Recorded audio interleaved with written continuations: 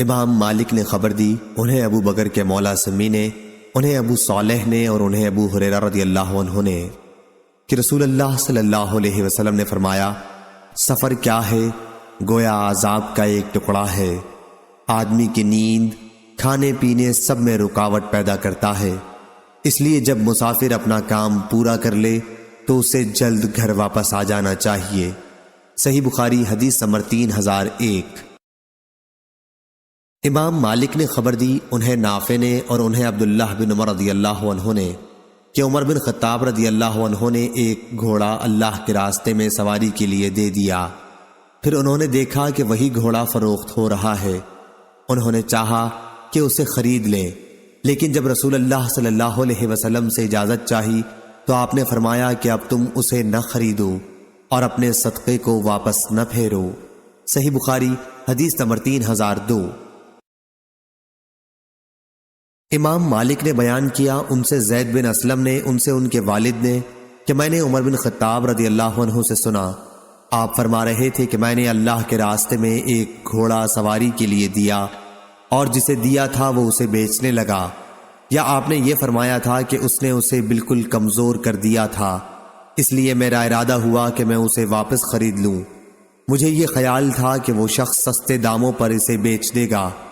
میں نے اس کے متعلق نبی کریم صلی اللہ علیہ وسلم سے جب پوچھا تو آپ صلی اللہ علیہ وسلم نے فرمایا کہ اگر وہ گھوڑا تمہیں 1 درہم میں مل جائے پھر بھی اسے نہ خریدنا، کیونکہ اپنے ہی صدقے کو واپس لینے والا اس کتے کی طرح ہے جو اپنی قے خود ہی چاٹتا ہے۔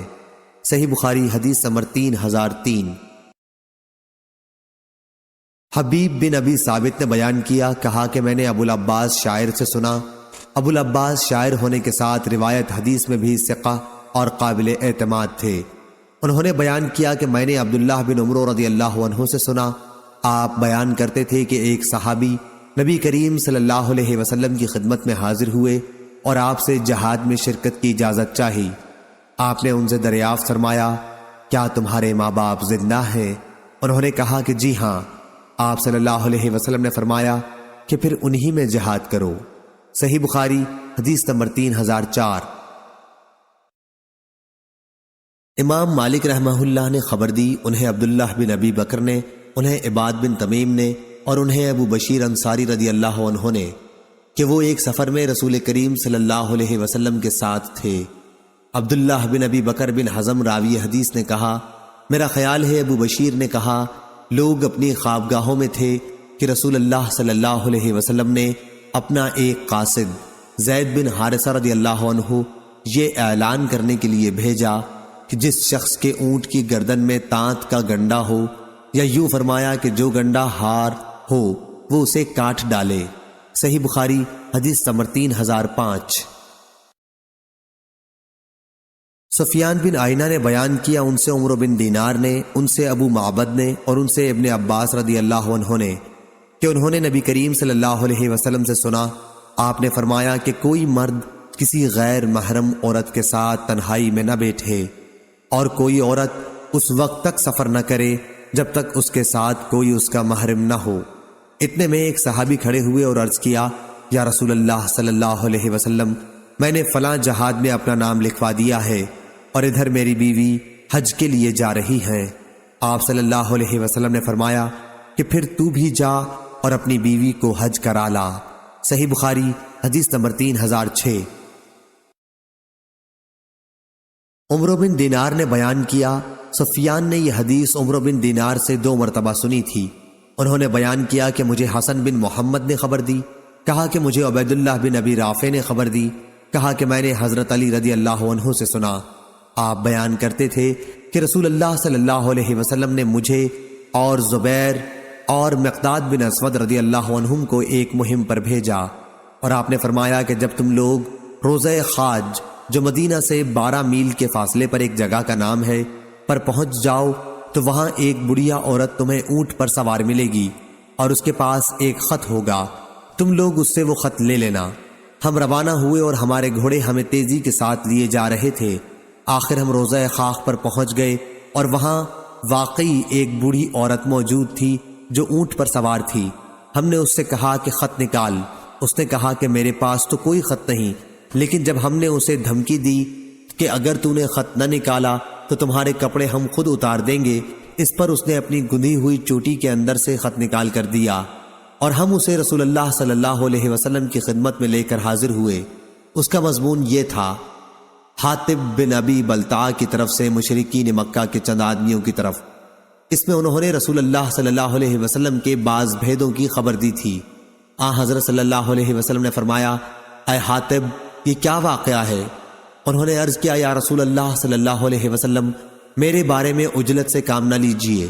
میری حیثیت مکے میں یہ تھی کہ قریش کے ساتھ میں نے رہنا سہنا اختیار کر لیا تھا، ان سے رشتہ ناتا میرا کچھ بھی نہ تھا۔ آپ کے ساتھ جو دوسرے مہاجرین ہیں ان کی تو مکے میں سب کی رشتہ داری ہے، اور مکے والے اسی وجہ سے ان کے عزیزوں کی اور ان کے مالوں کی حفاظت و حمایت کریں گے، مگر مکے والوں کے ساتھ میرا کوئی نسبی تعلق نہیں ہے، اس لیے میں نے سوچا کہ ان پر کوئی احسان کر دوں جس سے اثر لے کر وہ میرے بھی عزیزوں کی مکے میں حفاظت کریں۔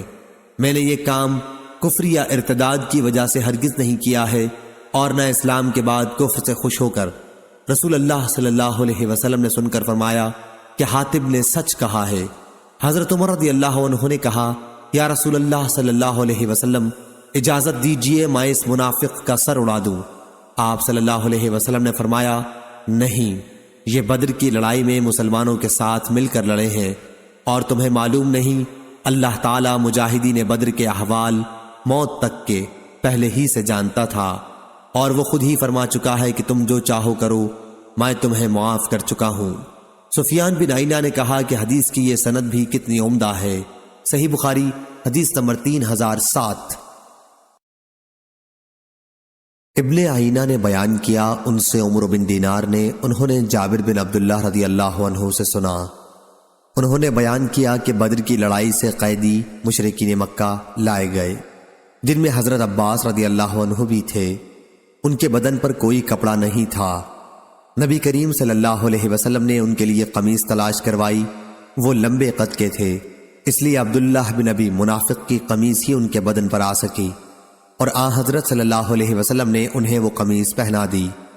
نبی کریم صلی اللہ علیہ وسلم نے عبداللہ بن ابی کی موت کے بعد اپنی قمیص اتار کر اسے پہنائی تھی۔ ابن عینہ نے کہا کہ نبی کریم صلی اللہ علیہ وسلم پر جو اس کا احسان تھا، حضرت صلی اللہ علیہ وسلم نے چاہا کہ اسے ادا کر دیں۔ صحیح بخاری حدیث نمبر 3008۔ سہل بن سعد انصاری رضی اللہ عنہ نے خبر دی کہ نبی کریم صلی اللہ علیہ وسلم نے خیبر کی لڑائی کے دن فرمایا: کل میں ایسے شخص کے ہاتھ میں اسلامی جھنڈا دوں گا جس کے ہاتھ پر اسلامی فتح حاصل ہوگی، جو اللہ اور اس کے رسول سے محبت رکھتا ہے، اور جس سے اللہ اور اس کا رسول بھی محبت رکھتے ہیں۔ رات بھر سب صحابہ کے ذہن میں یہی خیال رہا کہ دیکھیے کہ کسے جھنڈا ملتا ہے۔ جب صبح ہوئی تو ہر شخص امیدوار تھا، لیکن حضرت صلی اللہ علیہ وسلم نے دریافت فرمایا کہ علی کہاں ہیں؟ عرض کیا گیا کہ ان کی آنکھوں میں درد ہو گیا ہے۔ حضرت صلی اللہ علیہ وسلم نے اپنا مبارک تھوک ان کی آنکھوں میں لگا دیا، اور اس سے انہیں صحت ہو گئی، کسی قسم کی بھی تکلیف باقی نہ رہی۔ پھر آپ صلی اللہ علیہ وسلم نے انہی کو جھنڈا عطا فرمایا۔ علی رضی اللہ عنہ نے کہا کہ کیا میں ان لوگوں سے اس وقت تک نہ لڑوں جب تک یہ ہمارے ہی جیسے یعنی مسلمان نہ ہو جائیں؟ حضرت صلی اللہ علیہ وسلم نے انہیں ہدایت فرمائی: یوں ہی چلا جا، جب ان کی سرحد میں اترے تو انہیں اسلام کی دعوت دینا، اور انہیں بتانا کہ اسلام کے ناطے ان پر کون کون سے کام ضروری ہیں۔ خدا کی قسم، اگر تمہارے ذریعے اللہ ایک شخص کو بھی مسلمان کر دے تو یہ تمہارے لیے سرخ اونٹوں سے بہتر ہے۔ صحیح بخاری حدیث نمبر 3009۔ شعبہ نے بیان کیا، ان سے محمد بن زیاد نے اور ان سے ابو ہریرہ رضی اللہ عنہ نے، کہ نبی کریم صلی اللہ علیہ وسلم نے فرمایا: ایسے لوگوں پر اللہ کو تعجب ہوگا جو جنت میں داخل ہوں گے حالانکہ دنیا میں اپنے کفر کی وجہ سے وہ بیڑیوں میں تھے۔ صحیح بخاری حدیث نمبر 3010۔ ابو بردہ نے بیان کیا، انہوں نے اپنے والد ابو موسیٰ اشعری رضی اللہ عنہ سے سنا کہ نبی کریم صلی اللہ علیہ وسلم نے فرمایا: 3 طرح کے آدمی ایسے ہیں جنہیں دگنا ثواب ملتا ہے۔ اول وہ شخص جس کی کوئی لونڈی ہو، وہ اسے تعلیم دے اور تعلیم دینے میں اچھا طریقہ اختیار کرے، اسے ادب سکھائے اور اس میں اچھے طریقے سے کام لے، پھر اسے آزاد کر کے اس سے شادی کر لے تو اسے دوہرا اجر ملے گا۔ دوسرا وہ مومن جو اہل کتاب میں سے ہو کہ پہلے اپنے نبی پر ایمان لایا تھا، پھر نبی کریم صلی اللہ علیہ وسلم پر بھی ایمان لایا تو اسے بھی دوہرا اجر ملے گا۔ تیسرا وہ غلام جو اللہ تعالیٰ کے حقوق کی بھی ادائیگی کرتا ہے اور اپنے آقا کے ساتھ بھی بھلائی کرتا ہے۔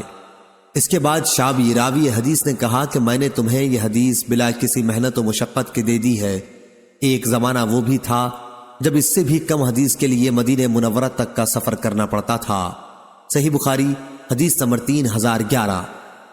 زہری نے بیان کیا، ان سے عبید اللہ بن عبداللہ بن عتبہ نے، ان سے ابن عباس رضی اللہ عنہ نے اور ان سے صعب بن جسامہ رضی اللہ عنہ نے بیان کیا کہ نبی کریم صلی اللہ علیہ وسلم مقام ابوا یا ودان میں میرے پاس سے گزرے تو آپ سے پوچھا گیا کہ مشرکین کے جس قبیلے پر شب خون مارا جائے گا کیا ان کی عورتوں اور بچوں کو بھی قتل کرنا درست ہوگا؟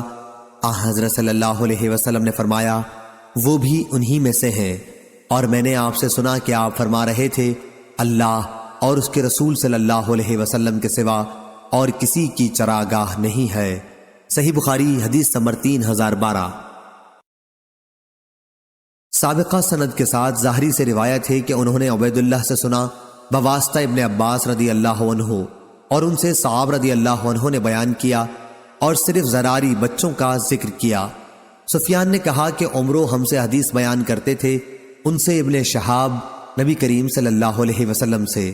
سفیان نے بیان کیا کہ پھر ہم نے حدیث خود ظاہری ابن شہاب سے سنی، انہوں نے بیان کیا کہ مجھے عبید اللہ نے خبر دی، انہیں ابن عباس رضی اللہ عنہ نے اور انہیں صعب نے، کیا حضرت صلی اللہ علیہ وسلم نے فرمایا مشرکین کی عورتوں اور بچوں کے متعلق کہ وہ بھی انہی میں سے ہیں۔ ظاہری کے واسطے سے جس طرح عمروں نے بیان کیا تھا کہ ہم من آبائہم، وہ بھی انہی کے باپ دادوں کے نسل ہیں، ظاہری نے خود ہم سے ان الفاظ کے ساتھ بیان نہیں کیا، یعنی ہم من آبائہم نہیں کہا بلکہ ہم منہم کہا۔ صحیح بخاری حدیث نمبر 3013۔ لیس نے خبر دی، انہیں نافع نے اور انہیں عبداللہ رضی اللہ عنہ نے خبر دی کہ نبی کریم صلی اللہ علیہ وسلم کے ایک غزوہ فتح میں ایک عورت مقتول پائی گئی تو حضرت صلی اللہ علیہ وسلم نے عورتوں اور بچوں کے قتل پر انکار کا اظہار فرمایا۔ صحیح بخاری حدیث نمبر 3014۔ اسحاق بن ابراہیم نے بیان کیا، کہا کہ میں نے ابو اسامہ سے پوچھا کیا عبید اللہ نے آپ سے یہ حدیث بیان کی ہے کہ ان سے نافع نے اور ان سے عبداللہ بن عمر رضی اللہ عنہ نے کہ ایک عورت رسول اللہ صلی اللہ علیہ وسلم کے زمانے میں کسی غزوے میں مقتول پائی گئی تو نبی کریم صلی اللہ علیہ وسلم نے عورتوں اور بچوں کے قتل سے منع فرمایا تو انہوں نے اس کا اقرار کیا۔ صحیح بخاری حدیث نمبر 3015۔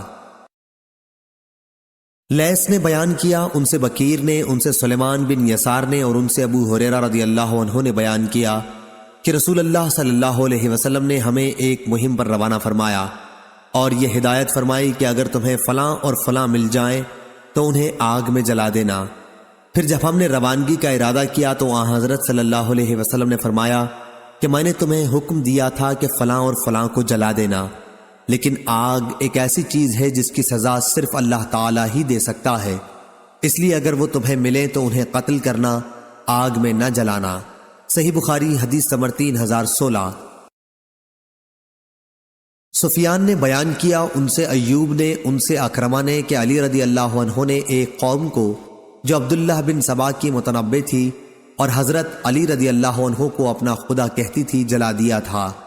جب یہ خبر حضرت عبداللہ بن عباس رضی اللہ عنہ کو ملی تو آپ نے کہا کہ اگر میں ہوتا تو کبھی انہیں نہ جلاتا، کیونکہ نبی کریم صلی اللہ علیہ وسلم نے فرمایا ہے کہ اللہ کے عذاب کی سزا کسی کو نہ دو، البتہ میں انہیں قتل ضرور کرتا، کیونکہ نبی کریم صلی اللہ علیہ وسلم نے فرمایا ہے جو شخص اپنا دین تبدیل کر دے اسے قتل کر دو۔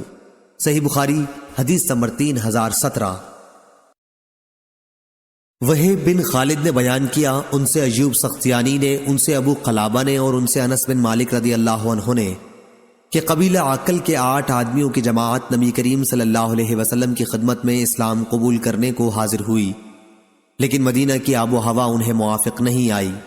انہوں نے عرض کیا کہ یا رسول اللہ صلی اللہ علیہ وسلم، ہمارے لیے اونٹ کے دودھ کا انتظام کر دیجئے۔ حضرت صلی اللہ علیہ وسلم نے فرمایا کہ میں تمہارے لیے دودھ نہیں دے سکتا، تم صدقے کے اونٹوں میں چلے جاؤ، ان کا دودھ اور پیشاب پیو تاکہ تمہاری صحت ٹھیک ہو جائے۔ وہ لوگ وہاں چلے گئے اور ان کا دودھ اور پیشاب پی کر تندرست ہو گئے تو چرواہے کو قتل کر دیا اور اونٹوں کو اپنے ساتھ لے کر بھاگ نکلے اور اسلام لانے کے بعد کفر کیا۔ ایک شخص نے اس کی خبر حضرت صلی اللہ علیہ وسلم کو دی تو آپ صلی اللہ علیہ وسلم نے ان کی تلاش کے لیے سوار دوڑائے۔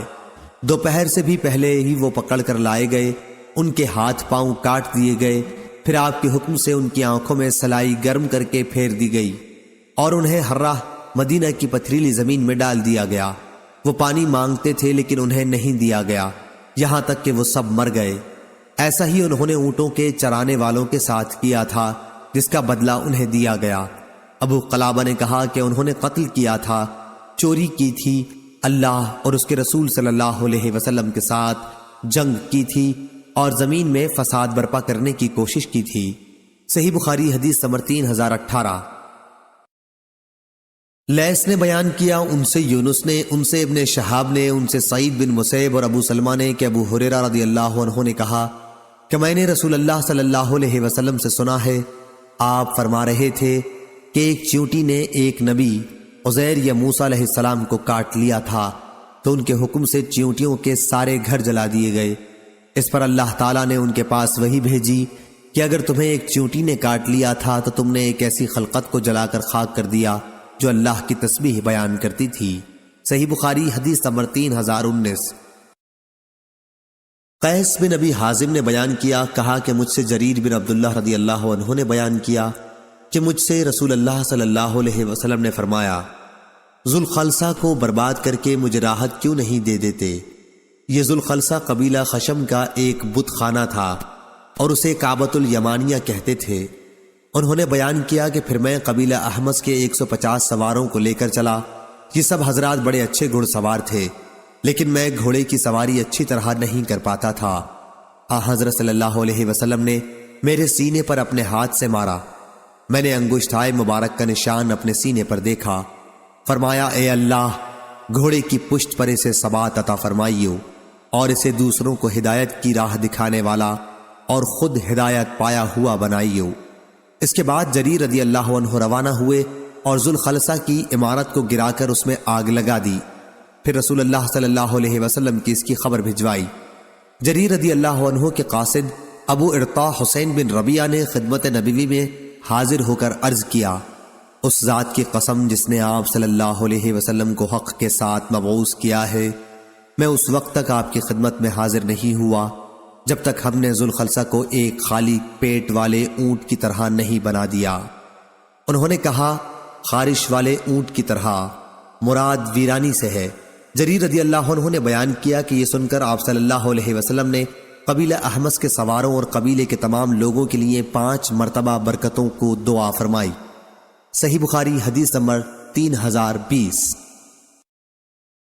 سفیان بن عینہ نے خبر دی، انہیں موسیٰ بن عقبہ نے، انہیں نافع نے اور ان سے ابن عمر رضی اللہ عنہ نے بیان کیا کہ نبی کریم صلی اللہ علیہ وسلم نے یہود بنو نضیر کے کھجور کے باغات جلوا دیے تھے۔ صحیح بخاری حدیث نمبر 3021۔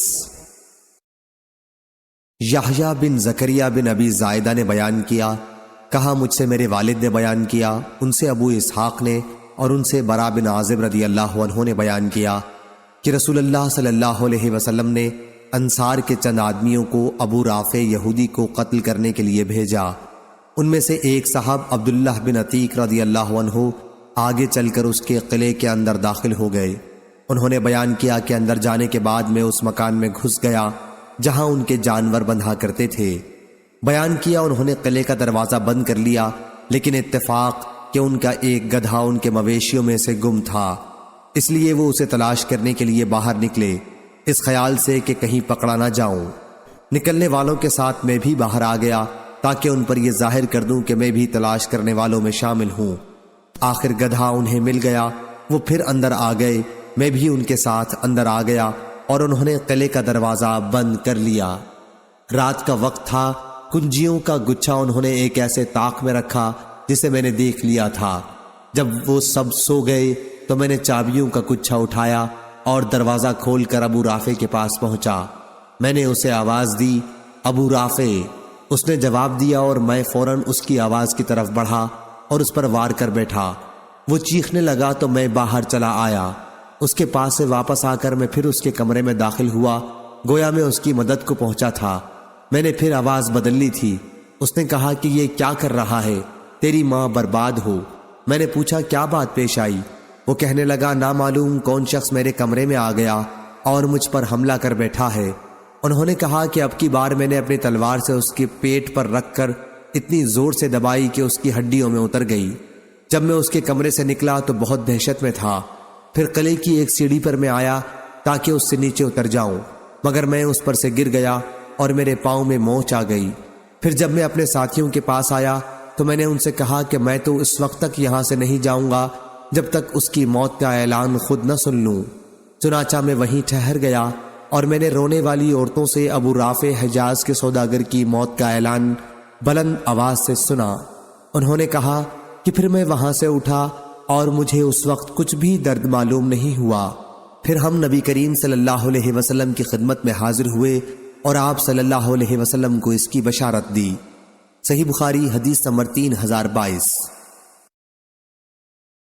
یحییٰ بن ابی زائدہ نے بیان کیا، ان سے ان کے والد نے، ان سے ابو اسحاق نے اور ان سے برا بن عازب رضی اللہ عنہ نے بیان کیا کہ رسول اللہ صلی اللہ علیہ وسلم نے انصار کے چند آدمیوں کو ابو رافع کے پاس اسے قتل کرنے کے لیے بھیجا تھا۔ چنانچہ رات میں عبداللہ بن عتیق رضی اللہ عنہ اس کے قلعے میں داخل ہوئے اور اسے سوتے ہوئے قتل کیا۔ صحیح بخاری حدیث نمبر 3023۔ ابو اسحاق فزاری نے بیان کیا، ان سے موسیٰ بن عقبہ نے بیان کیا کہ مجھ سے عمر بن عبید اللہ کے غلام سالم ابو نضر نے بیان کیا کہ میں عمر بن عبید اللہ کا منشی تھا۔ سالم نے بیان کیا کہ جب وہ خوارج سے لڑنے کے لیے روانہ ہوئے تو انہیں عبداللہ بن ابی اوفا رضی اللہ عنہ کا خط ملا۔ میں نے اسے پڑھا تو اس میں انہوں نے لکھا تھا کہ رسول کریم صلی اللہ علیہ وسلم نے ایک لڑائی کے موقع پر انتظار کیا، پھر جب سورج ڈھل گیا۔ صحیح بخاری حدیث نمبر 3024۔ مغیرہ بن عبد الرحمن نے بیان کیا، ان سے ابو زناد نے، ان سے اعرج نے اور ان سے حضرت ابو ہریرہ رضی اللہ عنہ نے کہ رسول اللہ صلی اللہ علیہ وسلم نے فرمایا، دشمن سے لڑنے بھڑنے کی تمنا نہ کرو، ہاں اگر جنگ شروع ہی ہو جائے تو پھر صبر سے کام لو۔ صحیح بخاری حدیث نمبر 3026۔ معمر نے خبر دی، انہیں حمام نے اور انہیں ابو ہریرہ رضی اللہ عنہ نے کہ نبی کریم صلی اللہ علیہ وسلم نے فرمایا، کسرا ایران کا بادشاہ برباد و ہلاک ہو گیا، اب اس کے بعد کوئی کسرا نہیں آئے گا، اور قیصر روم کا بادشاہ بھی ہلاک و برباد ہو گیا، اور اس کے بعد شام میں کوئی قیصر باقی نہیں رہ جائے گا، اور ان کے خزانے اللہ کے راستے میں تقسیم ہوں گے۔ صحیح بخاری حدیث نمبر 3027۔ معمر نے خبر دی، انہیں حمام بن منبع نے اور ان سے حضرت ابو ہریرہ رضی اللہ عنہ نے بیان کیا کہ نبی کریم صلی اللہ علیہ وسلم نے فرمایا، لڑائی کیا ہے؟ ایک چال ہے۔ صحیح بخاری حدیث نمبر 3029۔ ابن آئینہ نے خبر دی، انہیں عمروں نے، انہوں نے جابر بن عبداللہ رضی اللہ عنہ سے سنا، آپ نے بیان کیا کہ نبی کریم صلی اللہ علیہ وسلم نے فرمایا تھا، جنگ تو ایک چال بازی کا نام ہے۔ صحیح بخاری حدیث نمبر 3030۔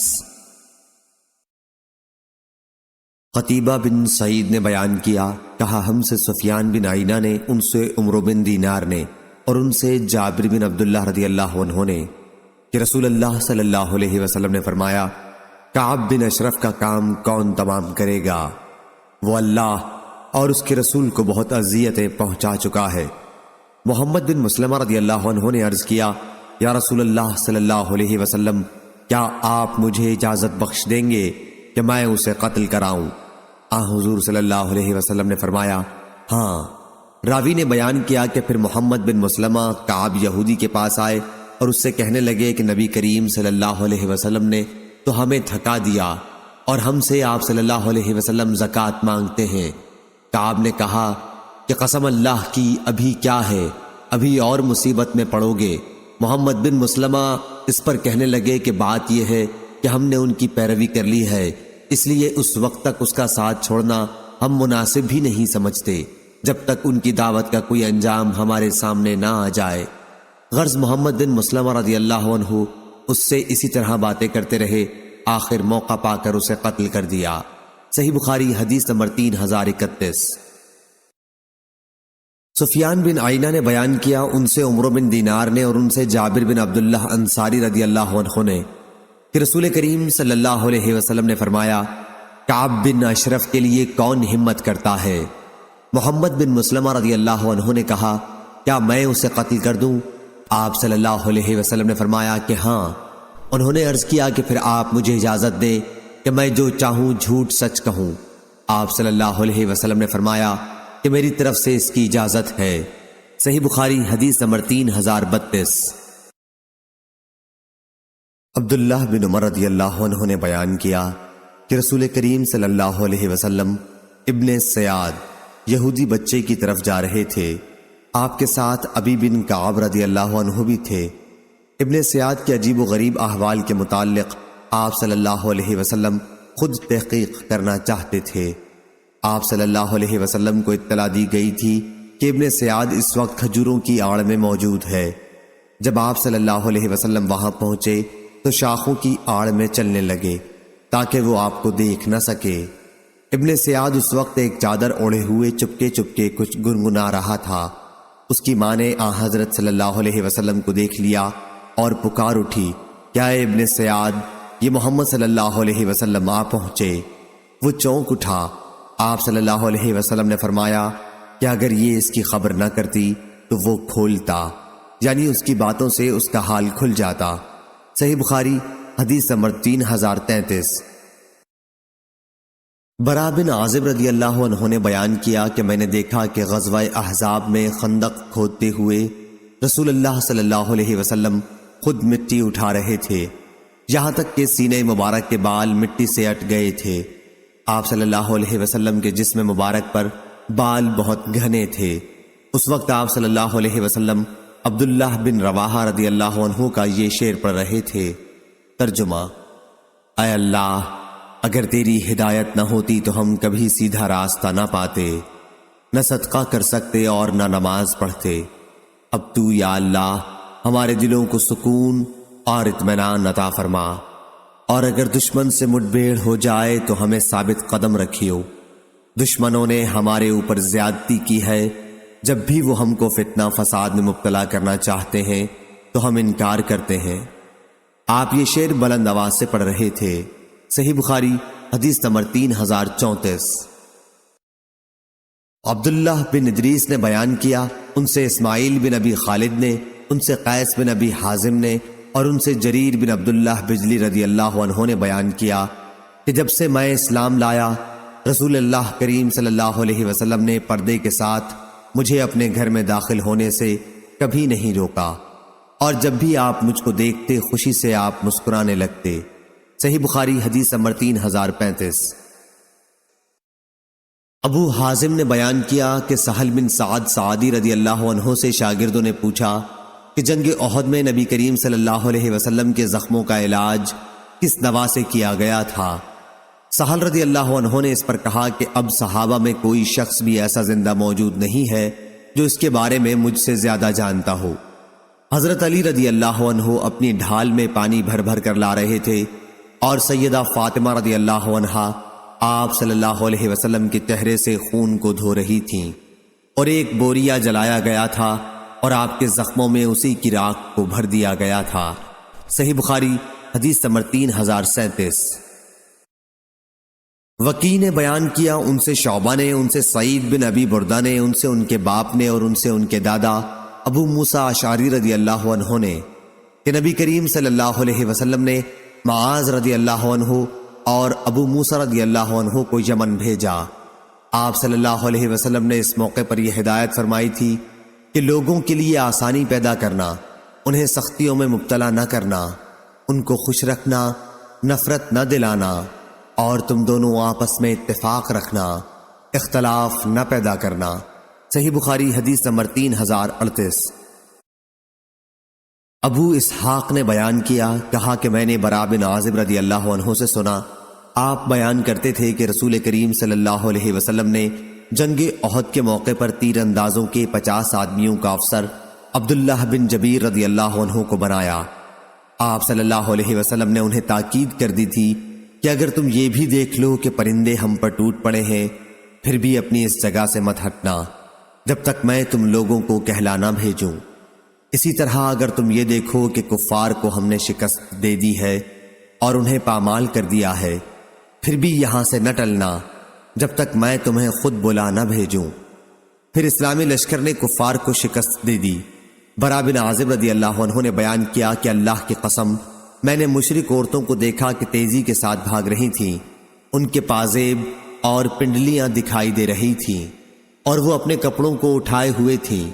عبداللہ بن جبیر رضی اللہ عنہ کے ساتھیوں نے کہا کہ غنیمت لوٹو، اے قوم غنیمت تمہارے سامنے ہے، تمہارے ساتھی غالب آ گئے ہیں، اب ڈر کس بات کا ہے؟ اس پر عبداللہ بن جبیر رضی اللہ عنہ نے ان سے کہا، کیا جو ہدایت رسول اللہ صلی اللہ علیہ وسلم نے کی تھی تم اسے بھول گئے؟ لیکن وہ لوگ اسی پر اڑے رہے کہ دوسرے اصحاب کے ساتھ غنیمت جمع کرنے میں شریک رہیں گے۔ جب یہ لوگ اکثریت اپنی جگہ چھوڑ کر چلے آئے تو ان کے منہ کافروں نے پھیر دیے اور مسلمانوں کو شکست زدہ پا کر بھاگتے ہوئے آئے۔ یہی وہ گھڑی تھی جس کا ذکر سورہ آل عمران میں ہے کہ جب رسول کریم صلی اللہ علیہ وسلم تم کو پیچھے کھڑے ہوئے بلا رہے تھے۔ اس سے یہی مراد ہے۔ اس وقت رسول کریم صلی اللہ علیہ وسلم کے ساتھ 12 صحابہ کے سوا اور کوئی بھی باقی نہ رہ گیا تھا۔ آخر ہمارے 70 آدمی شہید ہو گئے۔ بدر کی لڑائی میں حضرت صلی اللہ علیہ وسلم نے اپنے صحابہ کے ساتھ مشرکین کے 140 آدمیوں کا نقصان کیا تھا۔ 70 ان میں سے قیدی تھے اور 70 مقتول۔ جب جنگ ختم ہو گئی تو ایک پہاڑ پر کھڑے ہو کر ابو سفیان نے کہا، کیا محمد صلی اللہ علیہ وسلم اپنی قوم کے ساتھ موجود ہے؟ 3 مرتبہ انہوں نے یہی پوچھا، لیکن نبی کریم صلی اللہ علیہ وسلم نے جواب دینے سے منع فرما دیا تھا۔ پھر انہوں نے پوچھا، کیا ابن ابی قحافہ ابو بکر رضی اللہ عنہ اپنی قوم میں موجود ہیں؟ یہ سوال بھی 3 مرتبہ کیا۔ پھر پوچھا، کیا ابن خطاب رضی اللہ عنہ اپنی قوم میں موجود ہیں؟ یہ بھی 3 مرتبہ پوچھا۔ پھر اپنے ساتھیوں کی طرف مڑ کر کہنے لگے کہ یہ تینوں قتل ہو چکے ہیں۔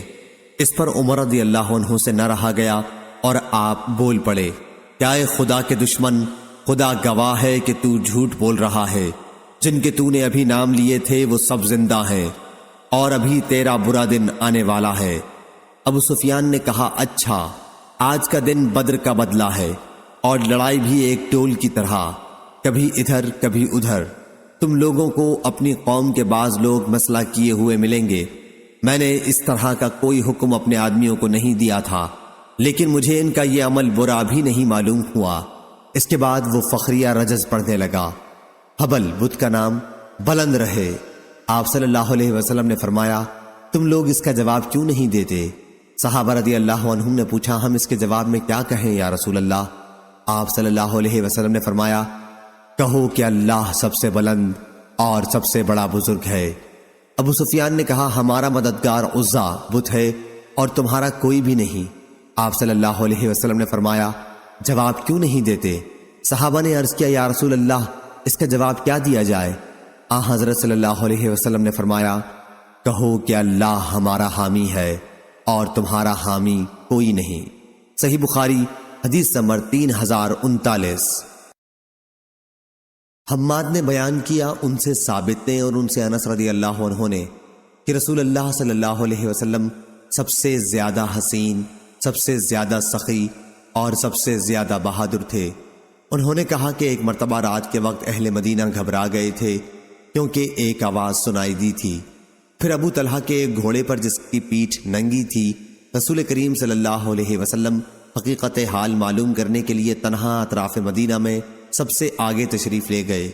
پھر آپ صلی اللہ علیہ وسلم واپس آ کر صحابہ رضی اللہ عنہم سے ملے تو تلوار آپ صلی اللہ علیہ وسلم کی گردن میں لٹک رہی تھی اور آپ صلی اللہ علیہ وسلم فرما رہے تھے کہ گھبرانے کی کوئی بات نہیں، گھبرانے کی کوئی بات نہیں۔ اس کے بعد آپ صلی اللہ علیہ وسلم نے فرمایا، میں نے تو اسے دریا کی طرح پایا، تیز دوڑنے میں۔ آپ صلی اللہ علیہ وسلم کا اشارہ گھوڑے کی طرف تھا۔ صحیح بخاری حدیث نمبر 3040۔ سلمہ بن اکو رضی اللہ عنہ نے خبر دی، انہوں نے بیان کیا کہ میں مدینہ منورہ سے غابہ شام کے راستے میں ایک مقام جا رہا تھا۔ غابہ کی پہاڑی پر ابھی میں پہنچا تھا کہ عبد الرحمن بن عوف رضی اللہ عنہ کا ایک غلام رباح مجھ کو ملا۔ میں نے کہا کیا بات پیش آئی؟ کہنے لگا کہ رسول اللہ صلی اللہ علیہ وسلم کی 2 دھیل اونٹنیاں دودھ دینے والیاں چھین لی گئی ہیں۔ میں پوچھا کس نے چھینا ہے؟ بتایا کہ قبیلہ غطفان اور فزارہ کے لوگوں نے۔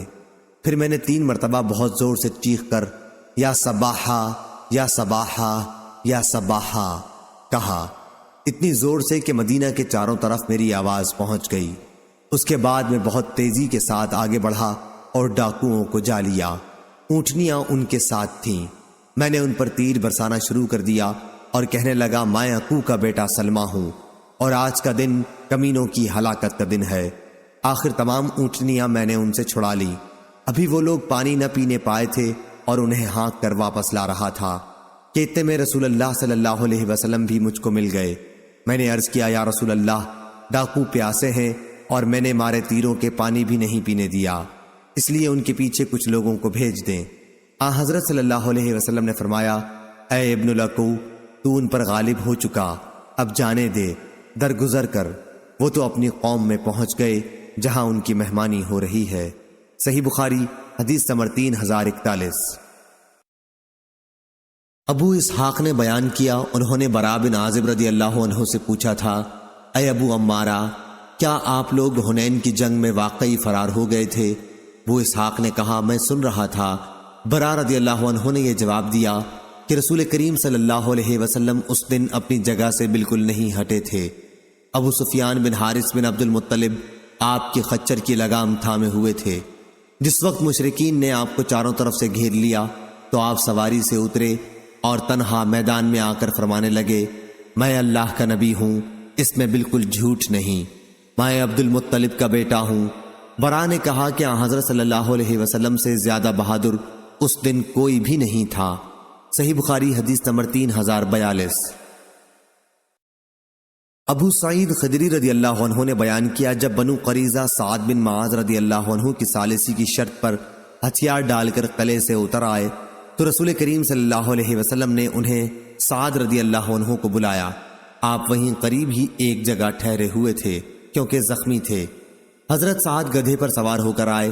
جب وہ آپ صلی اللہ علیہ وسلم کے قریب پہنچے تو حضرت صلی اللہ علیہ وسلم نے فرمایا اپنے سردار کی طرف کھڑے ہو جاؤ اور ان کو سواری سے اتارو۔ آخر آپ اتر کر حضرت صلی اللہ علیہ وسلم کے قریب آ کر بیٹھ گئے۔ آپ صلی اللہ علیہ وسلم نے فرمایا کہ ان لوگوں بنو قریظہ کے یہودی نے آپ کی ثالثی کی شرط پر ہتھیار ڈال دیے ہیں، اس لیے آپ ان کا فیصلہ کر دیں۔ انہوں نے کہا کہ پھر میرا فیصلہ یہ ہے کہ ان میں جتنے آدمی لڑنے والے ہیں انہیں قتل کر دیا جائے اور ان کی عورتوں اور بچوں کو غلام بنا لیا جائے۔ آپ نے فرمایا تو نے اللہ تعالیٰ کے حکم کے مطابق فیصلہ کیا ہے۔ صحیح بخاری حدیث نمبر 3043۔ امام مالک نے بیان کیا، ان سے ابن شہاب نے اور ان سے انس بن مالک رضی اللہ عنہ نے کہ رسول اللہ صلی اللہ علیہ وسلم فتح مکہ کے دن جب شہر میں داخل ہوئے تو آپ کے سر مبارک پر خود تھا۔ آپ جب اسے اتار رہے تھے تو ایک شخص ابو برزہ اسلمی نے آ کر آپ کو خبر دی کہ ابن قتل اسلام کا بدترین دشمن کعبے کے پردے سے لٹکا ہوا ہے۔ آپ نے فرمایا اسے وہیں قتل کر دو۔ صحیح بخاری حدیث نمبر 3044۔ عمرو بن ابی سفیان بن اسید بن جاریہ ثقفی نے خبر دی، وہ بنی زہرہ کے حلیف تھے اور حضرت ابو ہریرہ رضی اللہ عنہ کے دوست۔ انہوں نے کہا کہ حضرت ابو ہریرہ رضی اللہ عنہ نے بیان کیا کہ رسول اللہ صلی اللہ علیہ وسلم نے 10 صحابہ کی جماعت کفار کی جاسوسی کے لیے بھیجی۔ جماعت کا امیر عاصم بن عمر بن خطاب کے نانا عاصم بن ثابت انصاری رضی اللہ عنہ کو بنایا اور جماعت روانہ ہو گئی۔ جب یہ لوگ مقام ہدا پر پہنچے تو عصفان اور مکہ کے درمیان میں ہے تو قبیلہ حذیل کی ایک شاخ بنو لحیان کو کسی نے خبر دے دی اور اس قبیلے کے 200 تیر اندازوں کی ایک جماعت ان کی تلاش میں نکلی۔ یہ سب صحابہ کے نشانات قدم سے اندازہ لگاتے ہوئے چلتے چلتے آخر ایک ایسی جگہ پر پہنچ گئے جہاں صحابہ نے بیٹھ کر کھجوریں کھائی تھیں جو وہ مدینہ منورہ سے اپنے ساتھ لے کر چلے تھے۔ پیچھا کرنے والوں نے کہا کہ یہ گٹھلیاں تو یثرب مدینہ کی کھجوروں کی ہیں، اور پھر قدم کے نشانوں سے اندازہ کرتے ہوئے آگے بڑھنے لگے۔ آخر عاصم رضی اللہ عنہ نے اور ان کے ساتھیوں نے جب انہیں دیکھا تو ان سب نے ایک پہاڑ کی چوٹی پر پناہ لی۔ مشرکین نے ان سے کہا کہ ہتھیار ڈال کر نیچے اتر آؤ، تم سے ہمارا عہد و پیمان ہے، ہم کسی شخص کو بھی قتل نہیں کریں گے۔ عاصم بن ثابت رضی اللہ عنہ مہم کے امیر نے کہا کہ میں تو آج کسی صورت میں بھی ایک کافر کی پناہ میں نہیں اتروں گا، اے اللہ ہماری حالت سے اپنے نبی کو مطلع کر دے۔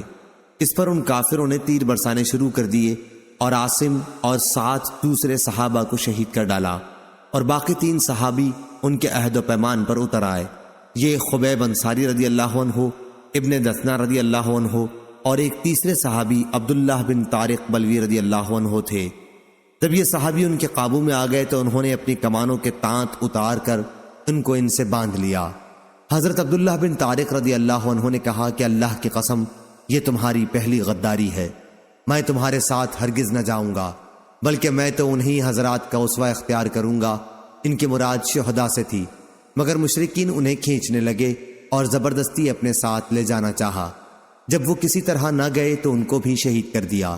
اب یہ خبیب اور ابن دثنہ رضی اللہ عنہ کو ساتھ لے کر چلے اور ان کو مکے میں لے جا کر بیچ دیا۔ یہ جنگ بدر کے بعد کا واقعہ ہے۔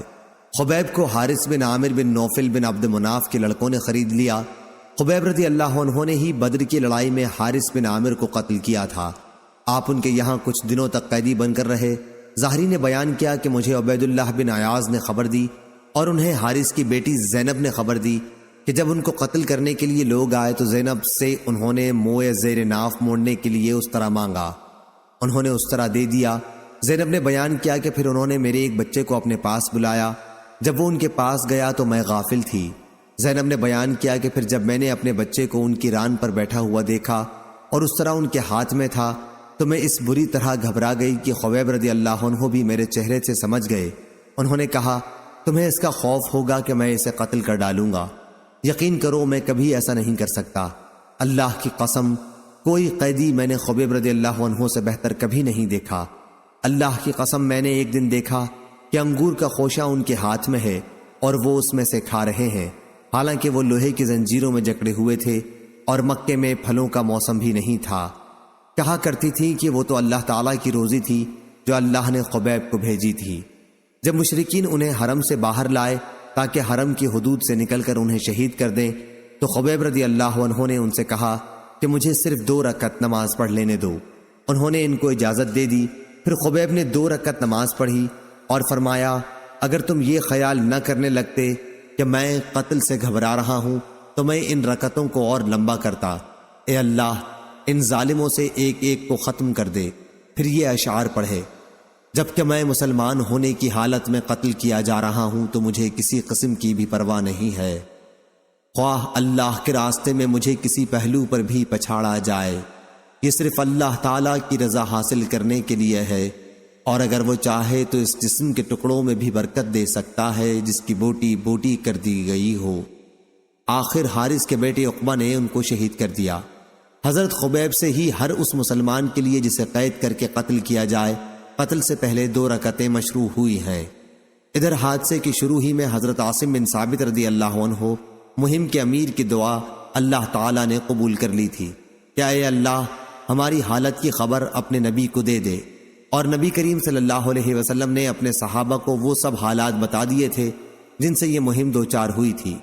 کفار قریش کے کچھ لوگوں کو جب معلوم ہوا کہ حضرت عاصم رضی اللہ عنہ شہید کر دیے گئے ہیں تو انہوں نے ان کی لاش کے لیے اپنے آدمی بھیجے تاکہ ان کے جسم کا کوئی ایسا حصہ کاٹ لائیں جس سے ان کی شناخت ہو سکتی ہو۔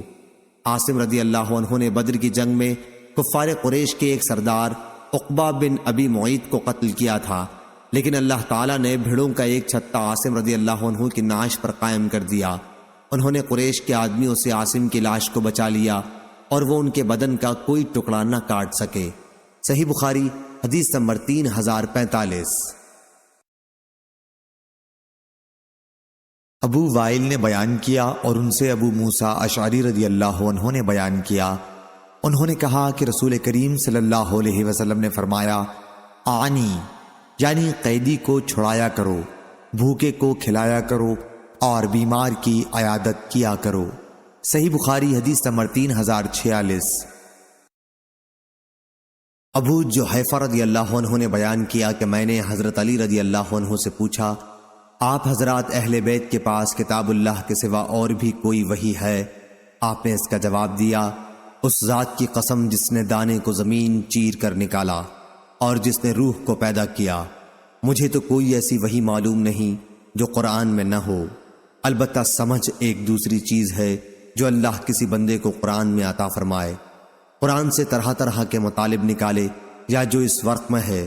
میں نے پوچھا اس ورق میں کیا لکھا ہے؟ انہوں نے بتلایا کہ دیت کے احکام اور قیدی کا چھڑانا اور مسلمان کا کافر کے بدلے میں نہ مارا جانا، یہ مسائل اس ورق میں لکھے ہوئے ہیں اور بس۔ صحیح بخاری حدیث نمبر 3047۔ اسماعیل بن ابراہیم بن عقبہ نے بیان کیا، ان سے موسیٰ بن عقبہ نے، ان سے ابن شہاب نے بیان کیا اور ان سے انس بن مالک رضی اللہ عنہ نے بیان کیا کہ انصار کے بعض لوگوں نے رسول کریم صلی اللہ علیہ وسلم سے اجازت چاہی اور عرض کیا، یا رسول اللہ آپ ہمیں اس کی اجازت دے دیں کہ ہم اپنے بھانجے عباس بن عبد المطلب کا فدیہ معاف کر دیں، لیکن آپ نے فرمایا ان کے فدیے میں سے 1 درہم بھی نہ چھوڑو۔ صحیح بخاری حدیث نمبر 3048۔ ابراہیم بن تہمان نے بیان کیا، ان سے عبدالعزیز بن صہیب نے اور ان سے انس بن مالک رضی اللہ عنہ نے بیان کیا کہ نبی کریم صلی اللہ علیہ وسلم کی خدمت میں بحرین کا خراج آیا تو حضرت عباس رضی اللہ عنہ خدمت نبوی میں حاضر ہوئے اور عرض کیا، یا رسول اللہ اس مال سے مجھے بھی دیجیے، کیونکہ بدر کے موقع پر میں نے اپنا اور عقیل دونوں کا فدیہ ادا کیا تھا۔ آپ صلی اللہ علیہ وسلم نے فرمایا، پھر آپ لے لیں۔ چنانچہ آپ نے انہیں ان کے کپڑے میں نقدی کو بندھوا دیا۔ صحیح بخاری حدیث نمبر 3049۔ معمر نے خبر دی، انہیں زہری نے، انہیں محمد بن جبیر نے، انہیں ان کے باپ جبیر بن مطعم رضی اللہ عنہ نے، وہ بدر کے قیدیوں کو چھڑانے حضرت صلی اللہ علیہ وسلم کے پاس آئے، وہ ابھی اسلام نہیں لائے تھے۔ انہوں نے بیان کیا کہ میں نے سنا کہ نبی کریم صلی اللہ علیہ وسلم نے مغرب کی نماز میں سورہ طور پڑھی۔ صحیح بخاری حدیث نمبر 3050۔ ابو ایوانہ نے بیان کیا، انہیں حسین بن عبد الرحمن نے، ان سے عمر بن میمون نے کہ حضرت عمر رضی اللہ عنہ نے وفات سے تھوڑی دیر پہلے فرمایا کہ میں اپنے بعد آنے والے خلیفہ کو اس کی وصیت کرتا ہوں کہ اللہ تعالیٰ اور اس کے رسول اللہ صلی اللہ علیہ وسلم کا زمیوں سے جو عہد ہے اس کو وہ پورا کرے، اور یہ کہ ان کی حمایت میں ان کے دشمنوں سے جنگ کرے اور ان کی طاقت سے زیادہ کوئی بوجھ ان پر نہ ڈالا جائے۔ صحیح بخاری حدیث نمبر 3052۔ سفیان بن عینہ نے بیان کیا، ان سے سلیمان احول نے، ان سے سعید بن جبیر نے اور ان سے ابن عباس رضی اللہ عنہ نے بیان کیا کہ جمعرات کے دن، اور معلوم ہے جمعرات کا دن کیا ہے، پھر آپ اتنا روئے کہ کنکریاں تک بھیگ گئیں۔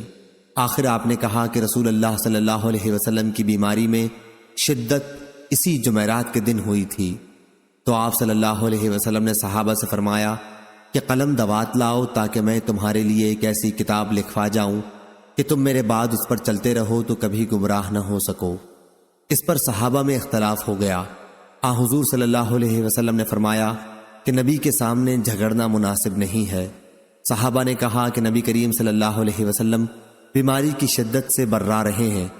حضرت صلی اللہ علیہ وسلم نے فرمایا کہ اچھا، اب مجھے میری حالت پر چھوڑ دو، میں جس حال میں اس وقت ہوں وہ اس سے بہتر ہے جو تم کرانا چاہتے ہو۔ آخر آپ صلی اللہ علیہ وسلم نے اپنی وفات کے وقت 3 وصیتیں فرمائی تھیں، یہ کہ مشرکین کو جزیرہ عرب سے باہر کر دینا، دوسرے یہ کہ وفود سے ایسا ہی سلوک کرتے رہنا جیسے میں کرتا رہا، ان کی خاطرداری، ضیافت وغیرہ، اور تیسری ہدایت میں بھول گیا۔ اور یعقوب بن محمد نے بیان کیا کہ میں نے مغیرہ بن عبد الرحمن سے جزیرہ عرب کے بارے میں پوچھا تو انہوں نے فرمایا کہ مکہ، مدینہ، یمامہ اور یمن کا نام جزیرہ عرب ہے، اور یعقوب نے کہا کہ ارج سے تہامہ شروع ہوتا ہے، ارج مکہ اور مدینہ کے راستے میں ایک منزل کا نام ہے۔ صحیح بخاری حدیث نمبر 3053۔ لیث بن سعد نے بیان کیا، ان سے عقیل نے، ان سے ابن شہاب نے، ان سے سالم بن عبداللہ نے، اور ان سے عبداللہ بن عمر رضی اللہ عنہ نے بیان کیا کہ عمر رضی اللہ عنہ نے دیکھا کہ بازار میں ایک ریشمی جوڑا فروخت ہو رہا ہے۔ پھر اسے وہ رسول اللہ صلی اللہ علیہ وسلم کی خدمت میں لائے اور عرض کیا، یا رسول اللہ، یہ جوڑا آپ خرید لیں اور عید اور وفود کی ملاقات پر اس سے اپنی زیبائش فرمایا کریں۔ حضرت صلی اللہ علیہ وسلم نے فرمایا، یہ ان لوگوں کا لباس ہے جن کا آخرت میں کوئی حصہ نہیں۔ یا آپ نے یہ جملہ فرمایا، اسے تو وہی لوگ پہن سکتے ہیں جن کا آخرت میں کوئی حصہ نہیں۔ پھر اللہ نے جتنے دنوں چاہا حضرت عمر رضی اللہ عنہ خاموش رہے۔ پھر جب ایک دن رسول اللہ صلی اللہ علیہ وسلم نے ان کے پاس ایک ریشمی جبہ بھیجا تو حضرت عمر رضی اللہ عنہ اسے لے کر خدمت نبوی میں حاضر ہوئے اور عرض کیا، یا رسول اللہ، آپ صلی اللہ علیہ وسلم نے تو یہ فرمایا تھا کہ ان کا لباس ہے جن کا آخرت میں کوئی حصہ نہیں۔ یا عمر نے آپ کی بات اس طرح دہرائی کہ اسے وہی لوگ پہن سکتے ہیں جن کا آخرت میں کوئی حصہ نہیں، اور پھر آپ صلی اللہ علیہ وسلم نے یہی میرے پاس ارسال فرما دیا۔ اس پر آپ نے فرمایا کہ میرے بھیجنے کا مقصد یہ تھا کہ تم اسے بیچ لو، یا فرمایا کہ اس سے اپنی کوئی ضرورت پوری کر سکو۔ صحیح بخاری حدیث نمبر 3054۔ معمر نے خبر دی، انہیں زہری نے، انہیں سالم بن عبداللہ نے، اور انہیں عبداللہ بن عمر رضی اللہ عنہ نے خبر دی کہ نبی کریم صلی اللہ علیہ وسلم کے ساتھ صحابہ کی ایک جماعت، جن میں حضرت عمر رضی اللہ عنہ بھی شامل تھے، ابن سیاد یہودی لڑکا کے یہاں جا رہی تھی۔ آخر بنو مغالہ ایک انصاری قبیلے کے ٹیلوں کے پاس بچوں کے ساتھ کھیلتے ہوئے اسے ان لوگوں نے پا لیا۔ ابن سیاد بالغ ہونے کے قریب تھا، اسے رسول کریم صلی اللہ علیہ وسلم کی آمد کا پتہ نہیں ہوا۔ حضرت صلی اللہ علیہ وسلم نے اس کے قریب پہنچ کر اپنا ہاتھ اس کی پیٹھ پر مارا اور فرمایا، کیا تو اس کی گواہی دیتا ہے کہ میں اللہ کا رسول ہوں؟ ابن سیاد نے آپ کی طرف دیکھا اور پھر کہنے لگا، ہاں میں گواہی دیتا ہوں کہ آپ ان پڑھوں کے نبی ہیں۔ اس کے بعد اس نے حضرت صلی اللہ علیہ وسلم سے پوچھا، کیا آپ گواہی دیتے ہیں کہ میں اللہ کا رسول ہوں؟ آپ نے اس کا جواب صرف اتنا دیا کہ میں اللہ اور اس کے سچے انبیاء پر ایمان لایا۔ پھر حضرت صلی اللہ علیہ وسلم نے دریافت فرمایا، تو کیا دیکھتا ہے؟ اس نے کہا کہ میرے پاس ایک خبر سچی آتی ہے اور دوسری جھوٹی بھی۔ حضرت صلی اللہ علیہ وسلم نے اس پر فرمایا کہ حقیقت حال تجھ پر مشتبہ ہو گئی ہے۔ حضرت صلی اللہ علیہ وسلم نے اس سے فرمایا، اچھا میں نے تیرے لیے اپنے دل میں ایک بات سوچی ہے، بتا وہ کیا ہے؟ ابن سیاد بولا کہ دھواں۔ حضور اکرم صلی اللہ علیہ وسلم نے فرمایا، ذلیل ہو کمبخت، تو اپنی حیثیت سے آگے نہ بڑھ سکے گا۔ حضرت عمر رضی اللہ عنہ نے عرض کیا، یا رسول اللہ، مجھے اجازت ہو تو میں اس کی گردن مار دوں۔ لیکن حضرت صلی اللہ علیہ وسلم نے فرمایا، اگر یہ وہی دجال ہے تو تم اس پر قادر نہیں ہو سکتے، اور اگر دجال نہیں ہے تو اس کی جان لینے میں کوئی خیر نہیں۔ صحیح بخاری حدیث نمبر 3055۔ عبداللہ بن عمر رضی اللہ عنہ نے بیان کیا کہ ایک مرتبہ ابی ابن کعب رضی اللہ عنہ کو ساتھ لے کر حضرت صلی اللہ علیہ وسلم اس کھجور کے باغ میں تشریف لائے جس میں ابن سیاد موجود تھا۔ جب آپ صلی اللہ علیہ وسلم باغ میں داخل ہو گئے تو کھجور کے تنوں کی آڑ لیتے ہوئے آپ صلی اللہ علیہ وسلم آگے بڑھنے لگے۔ آپ چاہتے یہ تھے کہ اسے آپ کی موجودگی کا احساس نہ ہو سکے اور آپ اس کی باتیں سن لیں۔ ابن سیاد اس وقت اپنے بستر پر ایک چادر اوڑھے پڑا تھا اور کچھ گنگنا رہا تھا۔ اتنے میں اس کی ماں نے حضور صلی اللہ علیہ وسلم کو دیکھ لیا کہ آپ کھجور کے تنوں کی آڑ لے کر آگے آ رہے ہیں اور اسے آگاہ کر دیا کہ اے صاف، یہ اس کا نام تھا۔ ابن سیاد یہ سنتے ہی اچھل پڑا۔ حضرت صلی اللہ علیہ وسلم نے فرمایا، اگر اس کی ماں نے اسے یوں ہی رہنے دیا ہوتا تو حقیقت کھل جاتی۔ صحیح بخاری حدیث نمبر 3056۔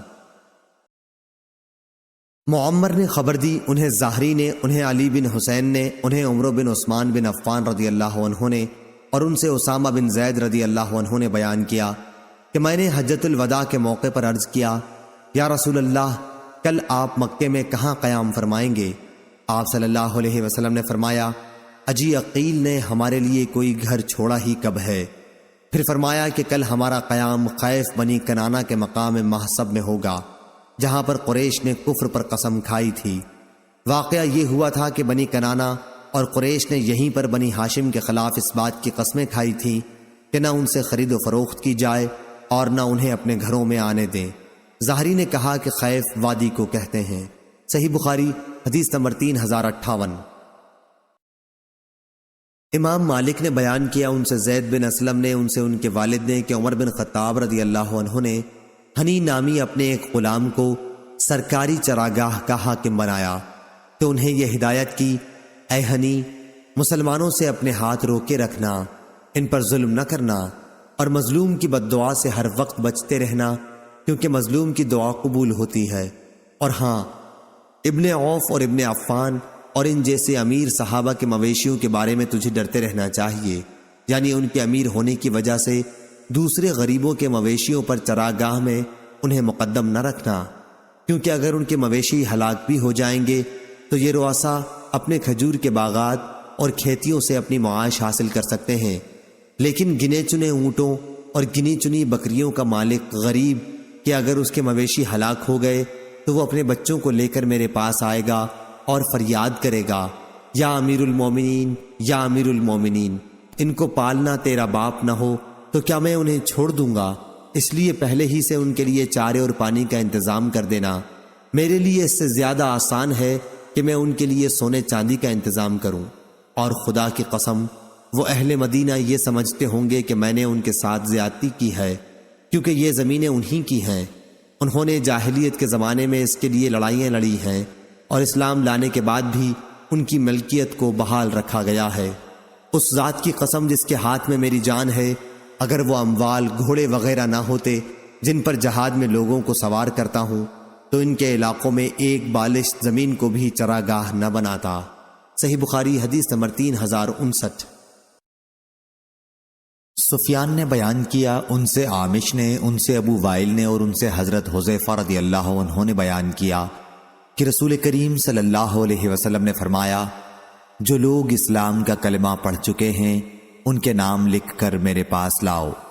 چنانچہ ہم نے 1,500 مردوں کے نام لکھ کر آپ صلی اللہ علیہ وسلم کی خدمت میں پیش کیے، اور ہم نے حضرت صلی اللہ علیہ وسلم سے عرض کیا، ہماری تعداد 1,500 ہو گئی ہے، اب ہم کو کیا ڈر ہے؟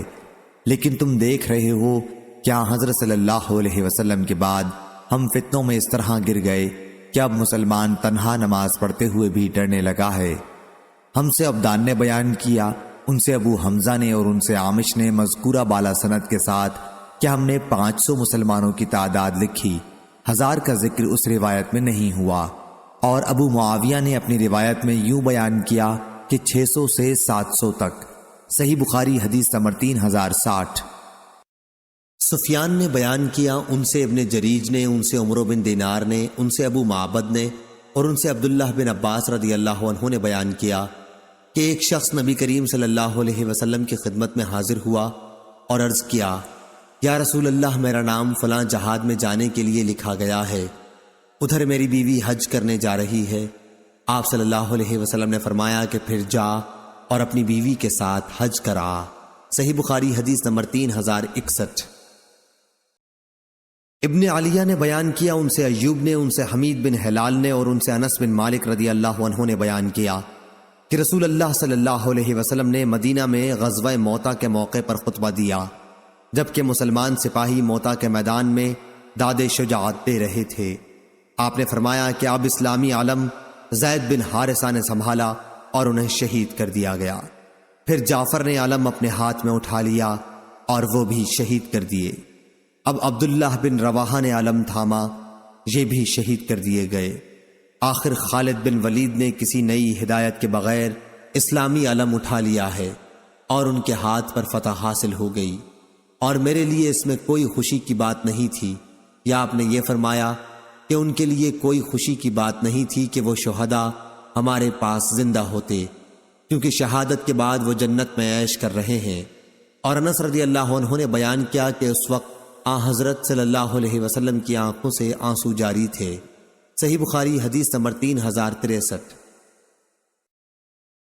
سہل بن یوسف نے بیان کیا ان سے سعید بن ابی عروبہ نے، ان سے قتادہ نے اور ان سے انس رضی اللہ عنہ نے کہ نبی کریم صلی اللہ علیہ وسلم کی خدمت میں رعل، ذکوان، عصیہ اور بنو لحیان قبائل کے کچھ لوگ آئے اور یقین دلایا کہ وہ لوگ اسلام لا چکے ہیں، اور انہوں نے اپنی کافر قوم کے مقابل امداد اور تعلیم و تبلیغ کے لیے آپ سے مدد چاہی۔ تو نبی کریم صلی اللہ علیہ وسلم نے 70 انصاریوں کو ان کے ساتھ کر دیا۔ انس رضی اللہ عنہ نے بیان کیا، ہم انہیں قاری کہا کرتے تھے۔ وہ لوگ دن میں جنگل سے لکڑیاں جمع کرتے اور رات میں نماز پڑھتے رہتے۔ یہ حضرات ان قبیلے والوں کے ساتھ چلے گئے، لیکن جب بئر معونہ پر پہنچے تو انہیں قبیلے والوں نے ان صحابہ کے ساتھ دغا کی اور انہیں شہید کر ڈالا۔ حضور اکرم صلی اللہ علیہ وسلم نے 1 مہینے تک نماز میں قنوت پڑھی اور رعل و ذکوان اور بنو لحیان کے لیے بد دعا کرتے رہے۔ قتادہ نے کہا کہ ہم سے انس رضی اللہ عنہ نے کہا کہ ان شہداء کے بارے میں قرآن مجید میں ہم یہ آیت کیوں پڑھتے رہے؟ ترجمہ: ہاں، ہماری قوم مسلم کو بتا دو کہ ہم اپنے رب سے جا ملے اور وہ ہم سے راضی ہو گیا ہے اور ہمیں بھی اس نے خوش کیا ہے۔ پھر یہ آیت منسوخ ہو گئی۔ قتادہ نے بیان کیا، کہا کہ ہم سے انس بن مالک رضی اللہ عنہ نے ابو طلحہ رضی اللہ عنہ سے بیان کیا کہ نبی کریم صلی اللہ علیہ وسلم کو جب کسی قوم پر فتح حاصل ہوتی تو میدان جنگ میں 3 رات قیام فرماتے۔ روح بن عبادہ کے ساتھ اس حدیث کو معاذ اور عبد الاعلیٰ نے بھی روایت کیا۔ دونوں نے کہا ہم سے سعید نے بیان کیا، انہوں نے قتادہ سے، انہوں نے انس سے، انہوں نے ابو طلحہ سے، انہوں نے حضرت صلی اللہ علیہ وسلم سے۔ صحیح بخاری حدیث نمبر 3065۔ حمام بن یحییٰ نے بیان کیا، ان سے قتادہ نے اور انہیں انس رضی اللہ عنہ نے خبر دی۔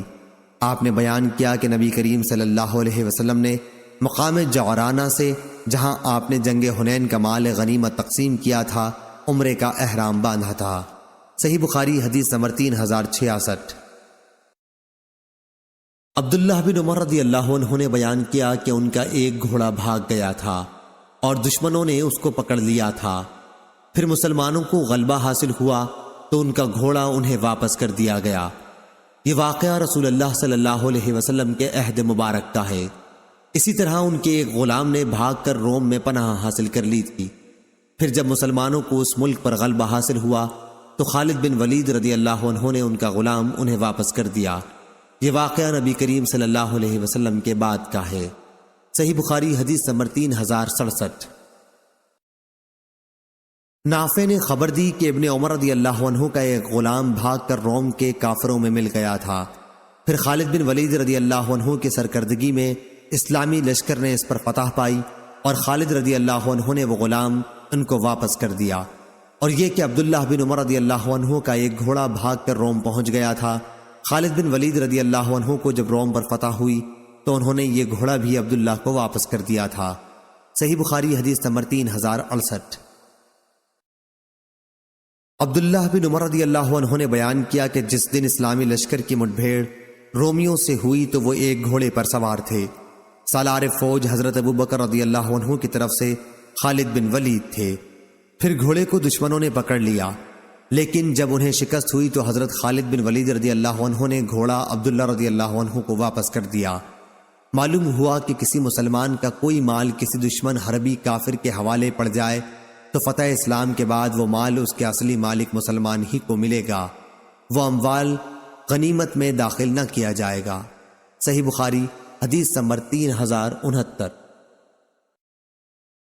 سعید بن مینا نے خبر دی، کہا کہ میں نے جابر بن عبداللہ رضی اللہ عنہ سے سنا، آپ نے بیان کیا کہ میں نے جنگ خندق میں حضرت صلی اللہ علیہ وسلم کو بھوکا پا کر چپکے سے عرض کیا، یا رسول اللہ، ہم نے ایک چھوٹا سا بکری کا بچہ ذبح کیا ہے اور 1 ساتھ جو کا آٹا پکوایا ہے، اس لیے آپ 2-4 آدمیوں کو ساتھ لے کر تشریف لائیں۔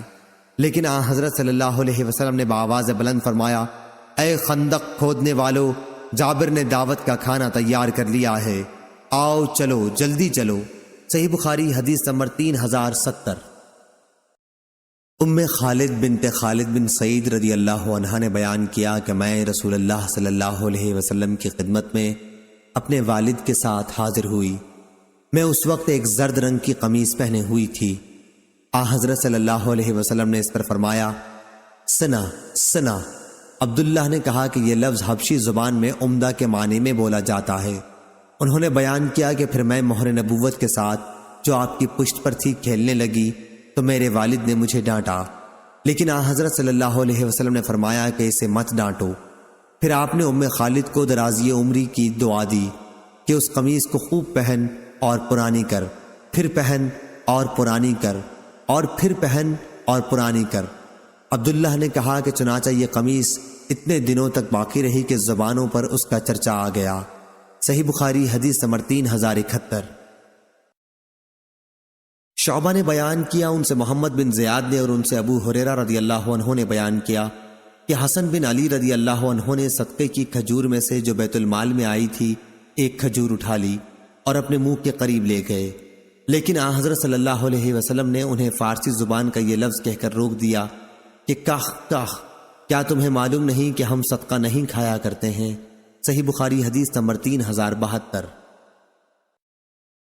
ابو ذرا نے بیان کیا، کہا کہ مجھ سے ابو ہریرہ رضی اللہ عنہ نے بیان کیا کہ نبی کریم صلی اللہ علیہ وسلم نے ہمیں خطاب فرمایا اور غلول خیانت کا ذکر فرمایا، اس جرم کی ہولناکی کو واضح کرتے ہوئے فرمایا کہ میں تم میں سے کسی کو بھی قیامت کے دن اس حالت میں نہ پاؤں کہ اس کی گردن پر بکری لدی ہوئی ہو اور وہ چلا رہی ہو، یا اس کی گردن پر گھوڑا لدا ہوا ہو اور وہ چلا رہا ہو، اور وہ شخص مجھ سے کہے کہ یا رسول اللہ میری مدد فرمائیے، لیکن میں یہ جواب دے دوں کہ میں تمہاری کوئی مدد نہیں کر سکتا، میں تو خدا کا پیغام تم تک پہنچا چکا تھا، اور اس کی گردن پر اونٹ لدا ہوا ہو اور چلا رہا ہو، اور وہ شخص کہے کہ یا رسول اللہ میری مدد فرمائیے، لیکن میں یہ جواب دے دوں کہ میں تمہاری کوئی مدد نہیں کر سکتا، میں تو خدا کا پیغام تمہیں پہنچا چکا تھا، یا وہ اس حال میں آئے کہ وہ اپنی گردن پر سونا چاندی اسباب لادے ہوئے ہو اور مجھ سے کہے یا رسول اللہ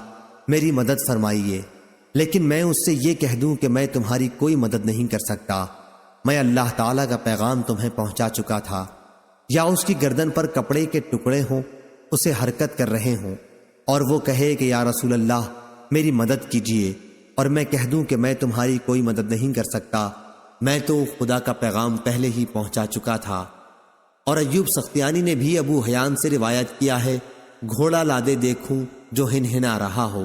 صحیح بخاری حدیث نمبر 3073۔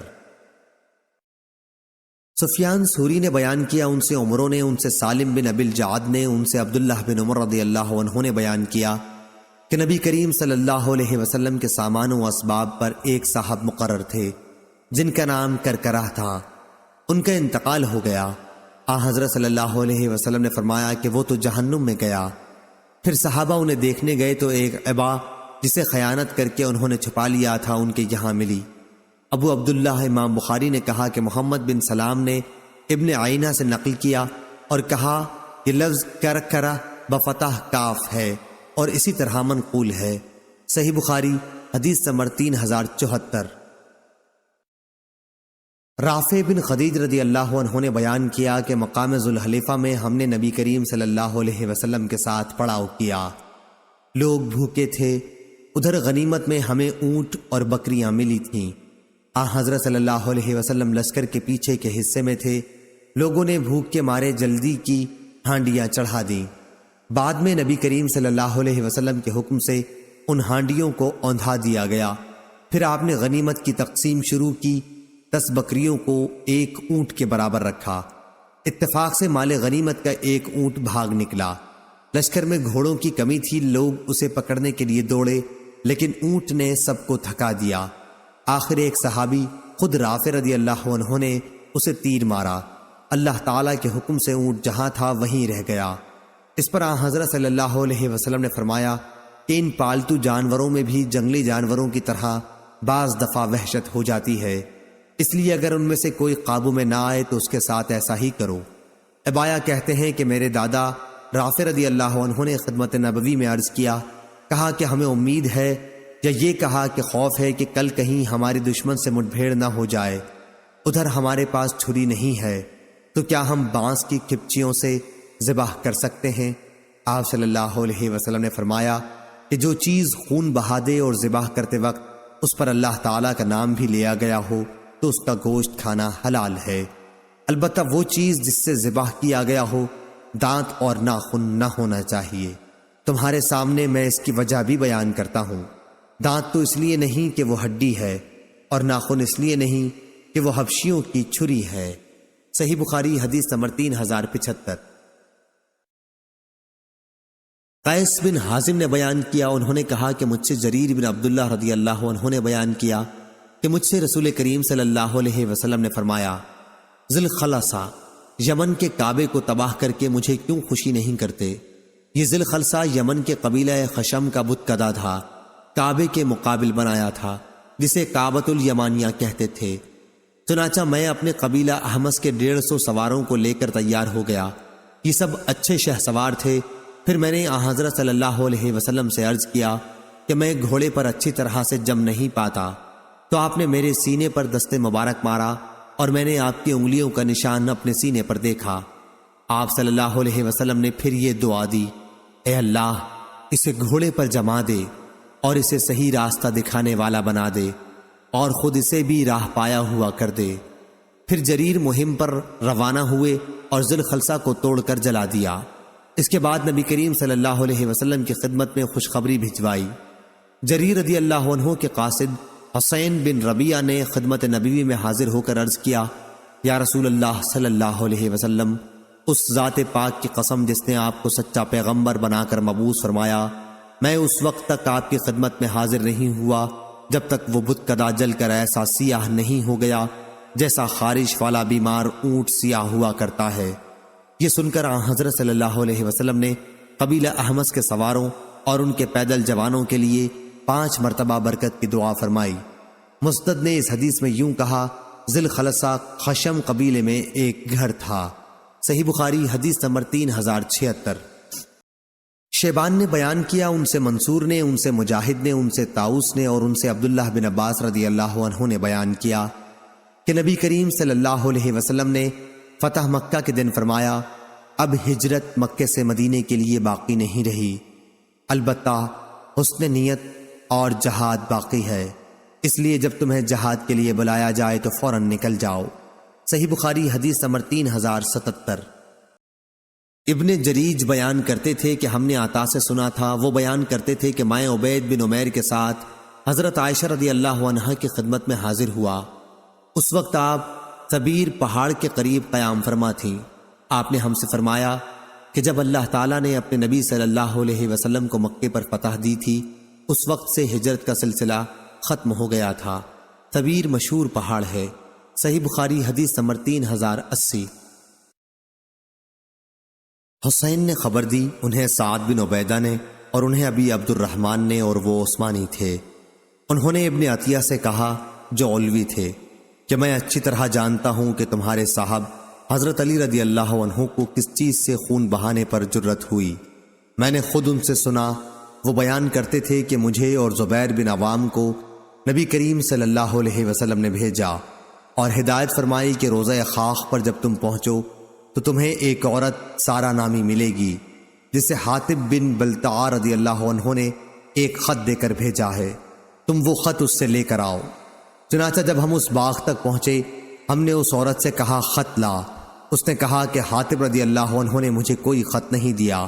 ہم نے اس سے کہا کہ خط خود بخود نکال کر دے دے، ورنہ تلاشی کے لیے تمہارے کپڑے اتار لیے جائیں گے۔ تب کہیں اس نے خط اپنے نیفے میں سے نکال کر دیا۔ جب ہم نے وہ خط رسول کریم صلی اللہ علیہ وسلم کی خدمت میں پیش کیا تو آپ نے حاطب رضی اللہ عنہ کو بلا بھیجا۔ انہوں نے حاضر ہو کر عرض کیا، حضور میرے بارے میں جلدی نہ فرمائیں، اللہ کی قسم میں نے نہ کفر کیا ہے اور نہ میں اسلام سے ہٹا ہوں، صرف اپنے خاندان کی محبت نے اس پر مجبور کیا تھا۔ آپ صلی اللہ علیہ وسلم کے اصحاب مہاجرین میں کوئی شخص ایسا نہیں جس کے رشتہ دار وغیرہ مکے میں نہ ہوں، جن کے ذریعے اللہ تعالیٰ ان کے خاندان والوں اور ان کی جائیداد کی حمایت نہ کراتا ہو، لیکن میرا وہاں کوئی بھی آدمی نہیں، اس لیے میں نے چاہا کہ ان مکے والوں پر ایک احسان کر دوں۔ نبی کریم صلی اللہ علیہ وسلم نے بھی ان کی بات کی تصدیق فرمائی۔ حضرت عمر رضی اللہ عنہ فرمانے لگے کہ مجھے اس کا سر اتارنے دیجیے، یہ تو منافق ہو گیا ہے۔ لیکن حضرت صلی اللہ علیہ وسلم نے فرمایا، تمہیں کیا معلوم، اللہ تعالیٰ اہل بدر کے حالات سے خوب واقف تھا اور وہ خود اہل بدر کے بارے میں فرما چکا ہے کہ جو چاہو کرو۔ ابو عبد الرحمن نے کہا، حضرت علی رضی اللہ عنہ کو اسی ارشاد نے کہ تم جو چاہو کرو خون ریزی پر دلیر بنا دیا ہے۔ صحیح بخاری حدیث نمبر 3081۔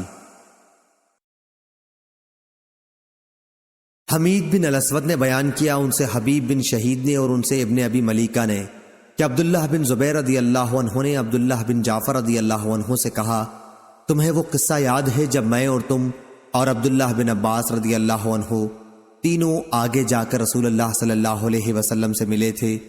آپ صلی اللہ علیہ وسلم جہاد سے واپس آ رہے تھے۔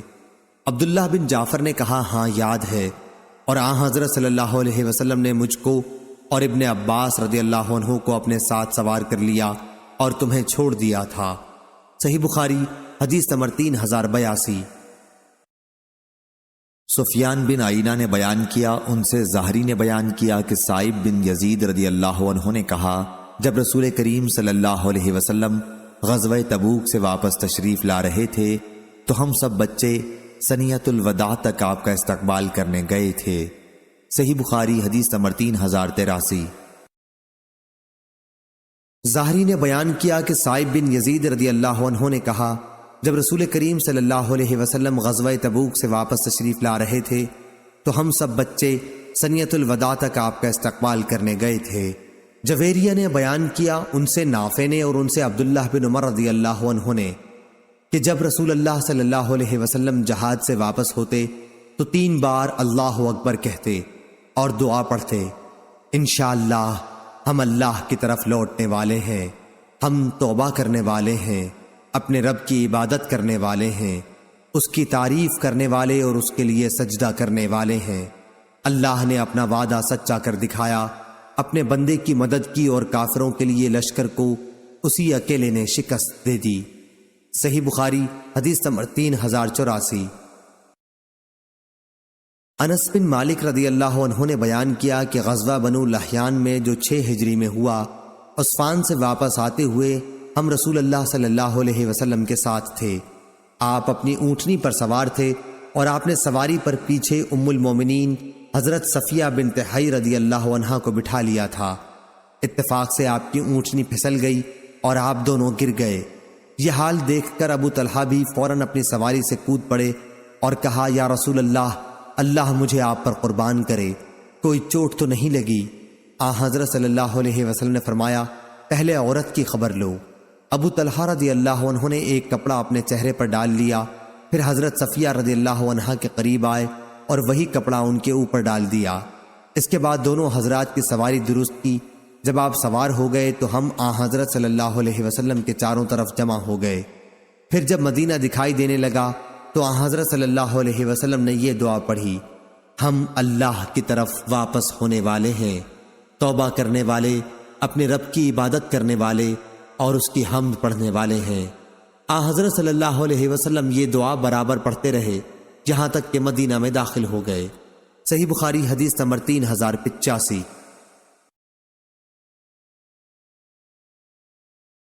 انس بن مالک رضی اللہ عنہ نے بیان کیا کہ وہ اور ابو طلحہ رضی اللہ عنہ نبی کریم صلی اللہ علیہ وسلم کے ساتھ تھے۔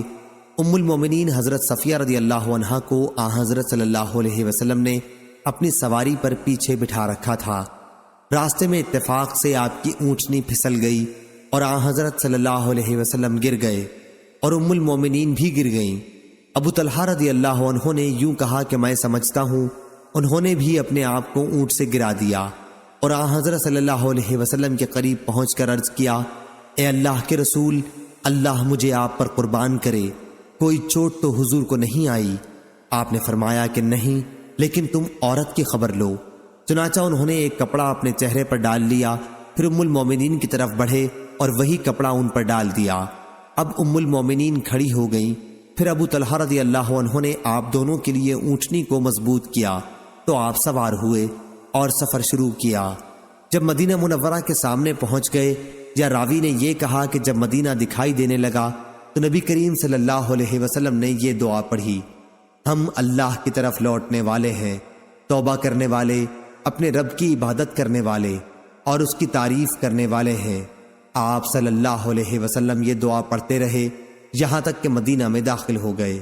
صحیح بخاری حدیث نمبر 3086۔ محارب بن دثار نے بیان کیا، انہوں نے کہا کہ میں نے جابر بن عبداللہ انصاری رضی اللہ عنہ سے سنا، انہوں نے بیان کیا کہ میں نبی کریم صلی اللہ علیہ وسلم کے ساتھ ایک سفر میں تھا۔ جب ہم مدینہ پہنچے تو آپ نے فرمایا کہ پہلے مسجد میں جا اور 2 رکعت نفل نماز پڑھ، صحیح بخاری حدیث نمبر 3087۔ ابن جریج نے بیان کیا، ان سے ابن شہاب نے، ان سے عبد الرحمن بن عبداللہ بن کعب نے، ان سے ان کے والد عبداللہ اور چچا عبید اللہ بن کعب نے، اور ان سے کعب رضی اللہ عنہ نے بیان کیا کہ نبی کریم صلی اللہ علیہ وسلم جب دن چڑھے سفر سے واپس ہوتے تو بیٹھنے سے پہلے مسجد میں جا کر 2 رکعت نفل نماز پڑھتے تھے۔ صحیح بخاری حدیث نمبر 3088۔ وقی نے خبر دی، انہیں شعبہ نے، انہیں محارب بن دثار نے، اور انہیں جابر بن عبداللہ رضی اللہ عنہ نے کہ نبی کریم صلی اللہ علیہ وسلم جب مدینہ تشریف لائے غزوہ تبوک کے ذات الرقا سے تو اونٹ یا گائے ذبح کی۔ راوی کو شبہ ہے۔ معاذ عنبری نے اپنی روایت میں کچھ زیادتی کے ساتھ کہا، ان سے شعبہ نے بیان کیا، ان سے محارب بن دثار نے، انہوں نے جابر بن عبداللہ رضی اللہ عنہ سے سنا کہ نبی کریم صلی اللہ علیہ وسلم نے مجھ سے اونٹ خریدا تھا 2 اوقیہ اور 1 درہم، یا راوی کو شبہ ہے کہ 2 اوقیہ 2 درہم میں۔ جب آپ مقام سرار پر پہنچے تو آپ نے حکم دیا اور گائے ذبح کی گئی اور لوگوں نے اس کا گوشت کھایا۔ پھر جب آپ مدینہ منورہ پہنچے تو مجھے حکم دیا کہ پہلے مسجد میں جا کر 2 رکعت نماز پڑھوں، اس کے بعد مجھے میرے اونٹ کی قیمت وزن کر کے عنایت فرمائی۔ صحیح بخاری حدیث نمبر 3089۔ شعبہ نے بیان کیا، ان سے محارب بن دثار نے، اور ان سے جابر بن عبداللہ رضی اللہ عنہ نے بیان کیا کہ میں سفر سے واپس مدینہ پہنچا تو آن حضرت صلی اللہ علیہ وسلم نے مجھے حکم دیا کہ مسجد میں جا کر 2 رکعت نفل نماز پڑھوں۔ سرار مدینہ منورہ سے 3 میل کے فاصلے پر مشرق میں ایک جگہ کا نام ہے۔ صحیح بخاری حدیث نمبر 3090۔ حسین بن علی رضی اللہ عنہ نے خبر دی کہ حضرت علی رضی اللہ عنہ نے بیان کیا، جنگ بدر کے مال غنیمت سے میرے حصے میں ایک جوان اونٹنی آئی تھی، اور نبی کریم صلی اللہ علیہ وسلم نے بھی ایک جوان اونٹنی خمس کے مال میں سے دی تھی۔ جب میرا ارادہ ہوا کہ فاطمہ رضی اللہ عنہا بنت رسول اللہ صلی اللہ علیہ وسلم سے شادی کروں تو بنی قنیقہ قبیلہ یہود کے ایک صاحب سے جو سنار تھے، میں نے یہ طے کیا کہ وہ میرے ساتھ چلے اور ہم دونوں ازخر گھاس جنگل سے لائیں۔ میرا ارادہ یہ تھا کہ وہ گھاس سناروں کو بیچ دوں گا اور اس کی قیمت سے اپنے نکاح کا ولیمہ کروں گا۔ ابھی میں ان دونوں اونٹنیوں کا سامان پالان اور تھیلے اور رسیاں وغیرہ جمع کر رہا تھا، اور یہ دونوں اونٹنیاں ایک انصاری صحابی کے گھر کے پاس بیٹھی ہوئی تھیں کہ جب سارا سامان فراہم کر کے واپس آیا تو کیا دیکھتا ہوں کہ میری دونوں اونٹنیوں کے کوہان کسی نے کاٹ دیے ہیں اور ان کے پیٹ چیر کر اندر سے ان کی کلیجیاں نکال لی گئی ہیں۔ جب میں نے یہ حال دیکھا تو بے اختیار رو دیا۔ میں نے پوچھا کہ یہ سب کچھ کس نے کیا ہے؟ تو لوگوں نے بتایا کہ حمزہ بن عبد المطلب رضی اللہ عنہ نے، اور وہ اسی گھر میں کچھ انصار کے ساتھ شراب پی رہے ہیں۔ میں وہاں سے واپس آ گیا اور سیدھا نبی کریم صلی اللہ علیہ وسلم کی خدمت میں حاضر ہوا۔ آپ کی خدمت میں اس وقت زید بن حارثہ رضی اللہ عنہ بھی بیٹھے ہوئے تھے۔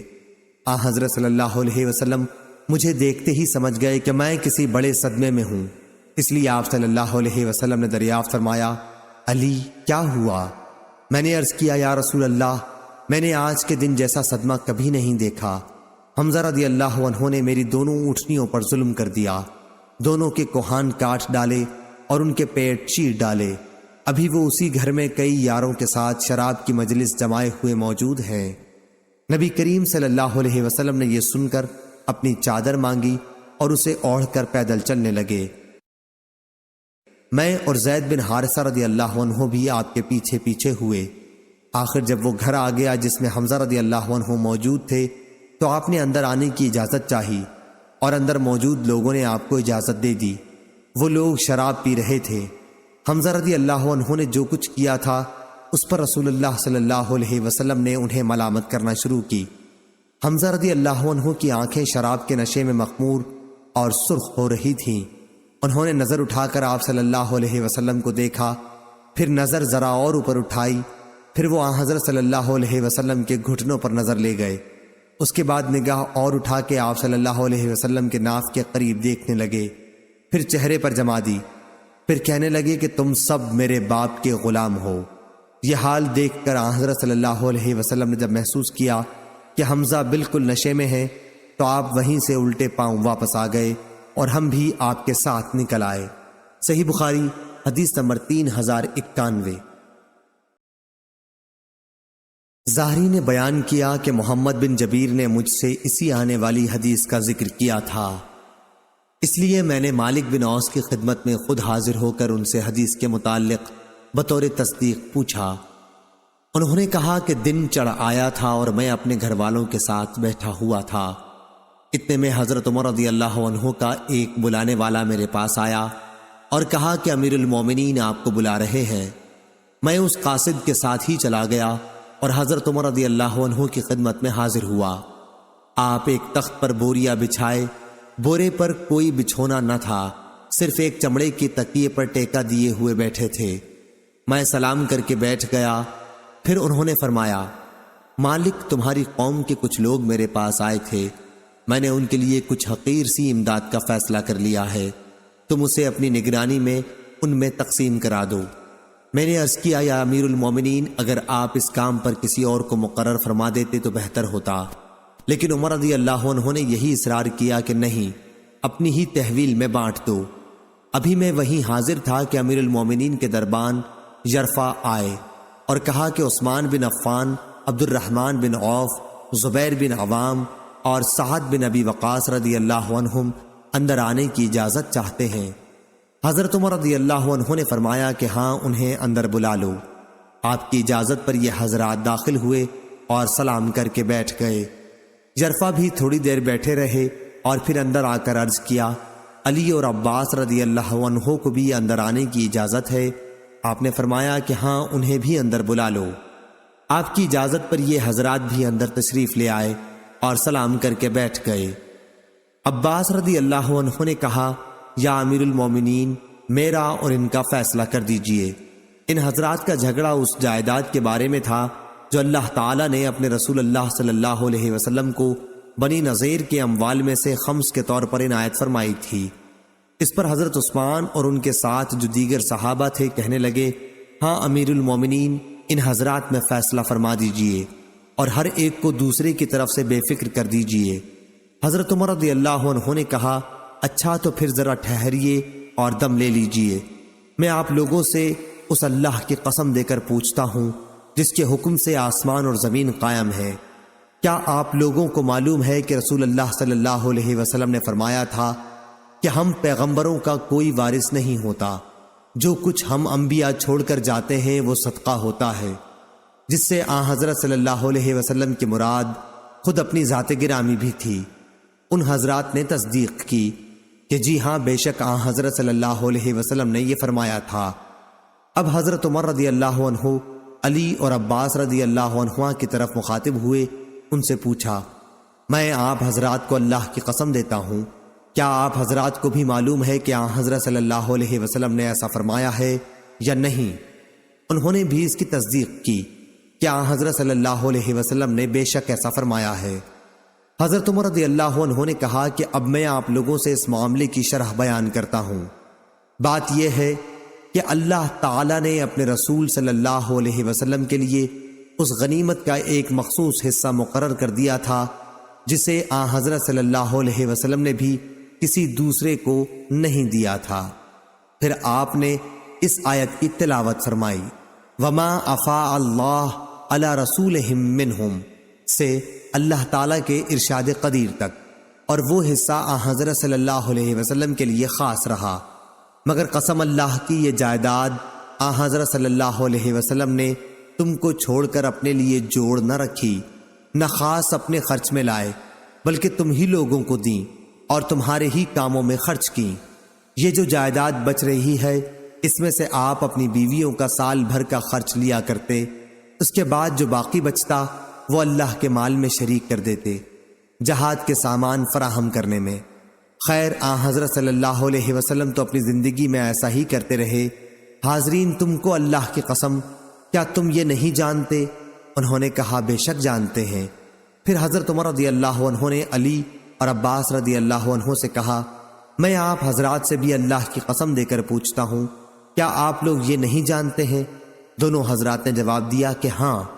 پھر حضرت عمر رضی اللہ عنہ نے یوں فرمایا کہ پھر اللہ تعالیٰ نے اپنے نبی کریم صلی اللہ علیہ وسلم کو دنیا سے اٹھا لیا تو ابو بکر صدیق رضی اللہ عنہ کہنے لگے کہ میں رسول اللہ صلی اللہ علیہ وسلم کا خلیفہ ہوں، اور اس لیے انہوں نے حضرت صلی اللہ علیہ وسلم کی اس مخلص جائیداد پر قبضہ کیا، اور جس طرح حضرت صلی اللہ علیہ وسلم اس میں سے مصارف کیا کرتے تھے وہ کرتے رہے۔ اللہ خوب جانتا ہے کہ ابو بکر رضی اللہ عنہ اپنے اس طرز عمل میں سچے، مخلص، نیکوکار، حق کی پیروی کرنے والے تھے۔ پھر اللہ تعالیٰ نے ابو بکر رضی اللہ عنہ کو بھی اپنے پاس بلا لیا، اور اب میں ابو بکر رضی اللہ عنہ کا نائب مقرر ہوا۔ میری خلافت کو 2 سال ہو گئے ہیں، اور میں نے بھی اس جائیداد کو اپنی تحویل میں رکھا ہے جو مصارف رسول اللہ صلی اللہ علیہ وسلم اور ابو بکر رضی اللہ عنہ اس میں کیا کرتے تھے، ویسا ہی میں بھی کرتا رہا، اور اللہ خوب جانتا ہے کہ اس میں اپنے اس طرز عمل میں سچا، مخلص اور حق کی پیروی کرنے والا ہوں۔ پھر آپ دونوں میرے پاس مجھ سے گفتگو کرنے آئے، اور بالاتفاق گفتگو کرنے لگے کہ دونوں کا مقصد ایک تھا۔ جناب عباس، آپ تو اس لیے تشریف لائے کہ آپ کو اپنے بھتیجے صلی اللہ علیہ وسلم کی میراث کا دعویٰ میرے سامنے پیش کرنا تھا۔ پھر علی رضی اللہ عنہ سے فرمایا کہ آپ اس لیے تشریف لائے کہ آپ کو اپنی بیوی حضرت فاطمہ رضی اللہ عنہا کا دعویٰ پیش کرنا تھا کہ ان کے والد رسول اللہ صلی اللہ علیہ وسلم کی میراث انہیں ملنی چاہیے۔ میں نے آپ دونوں حضرات سے عرض کر دیا کہ رسول اللہ صلی اللہ علیہ وسلم خود فرما گئے کہ ہم پیغمبروں کا کوئی میراث تقسیم نہیں ہوتا، ہم جو کچھ چھوڑ جاتے ہیں وہ صدقہ ہوتا ہے۔ پھر مجھ کو یہ مناسب معلوم ہوا کہ میں ان جائیدادوں کو تمہارے قبضے میں دے دوں، تو میں نے تم سے کہا دیکھو اگر تم چاہو تو میں یہ جائیدادیں تمہارے سپرد کر دیتا ہوں، لیکن اس عہد اور اس اقرار پر کہ تم اس کی آمدنی سے وہ سب کام کرتے رہو گے جو حضرت صلی اللہ علیہ وسلم اور ابو بکر صدیق رضی اللہ عنہ اپنی خلافت میں کرتے رہے، اور جو کام میں اپنی حکومت کے شروع سے کرتا رہا۔ تم نے اس شرط کو قبول کر کے درخواست کی کہ جائیدادیں ہم کو دے دو، میں نے اسی شرط پر دے دی۔ حاضرین کہو میں نے یہ جائیدادیں اس شرط پر ان کے حوالے کی ہیں یا نہیں؟ انہوں نے کہا بے شک اسی شرط پر آپ نے دی ہیں۔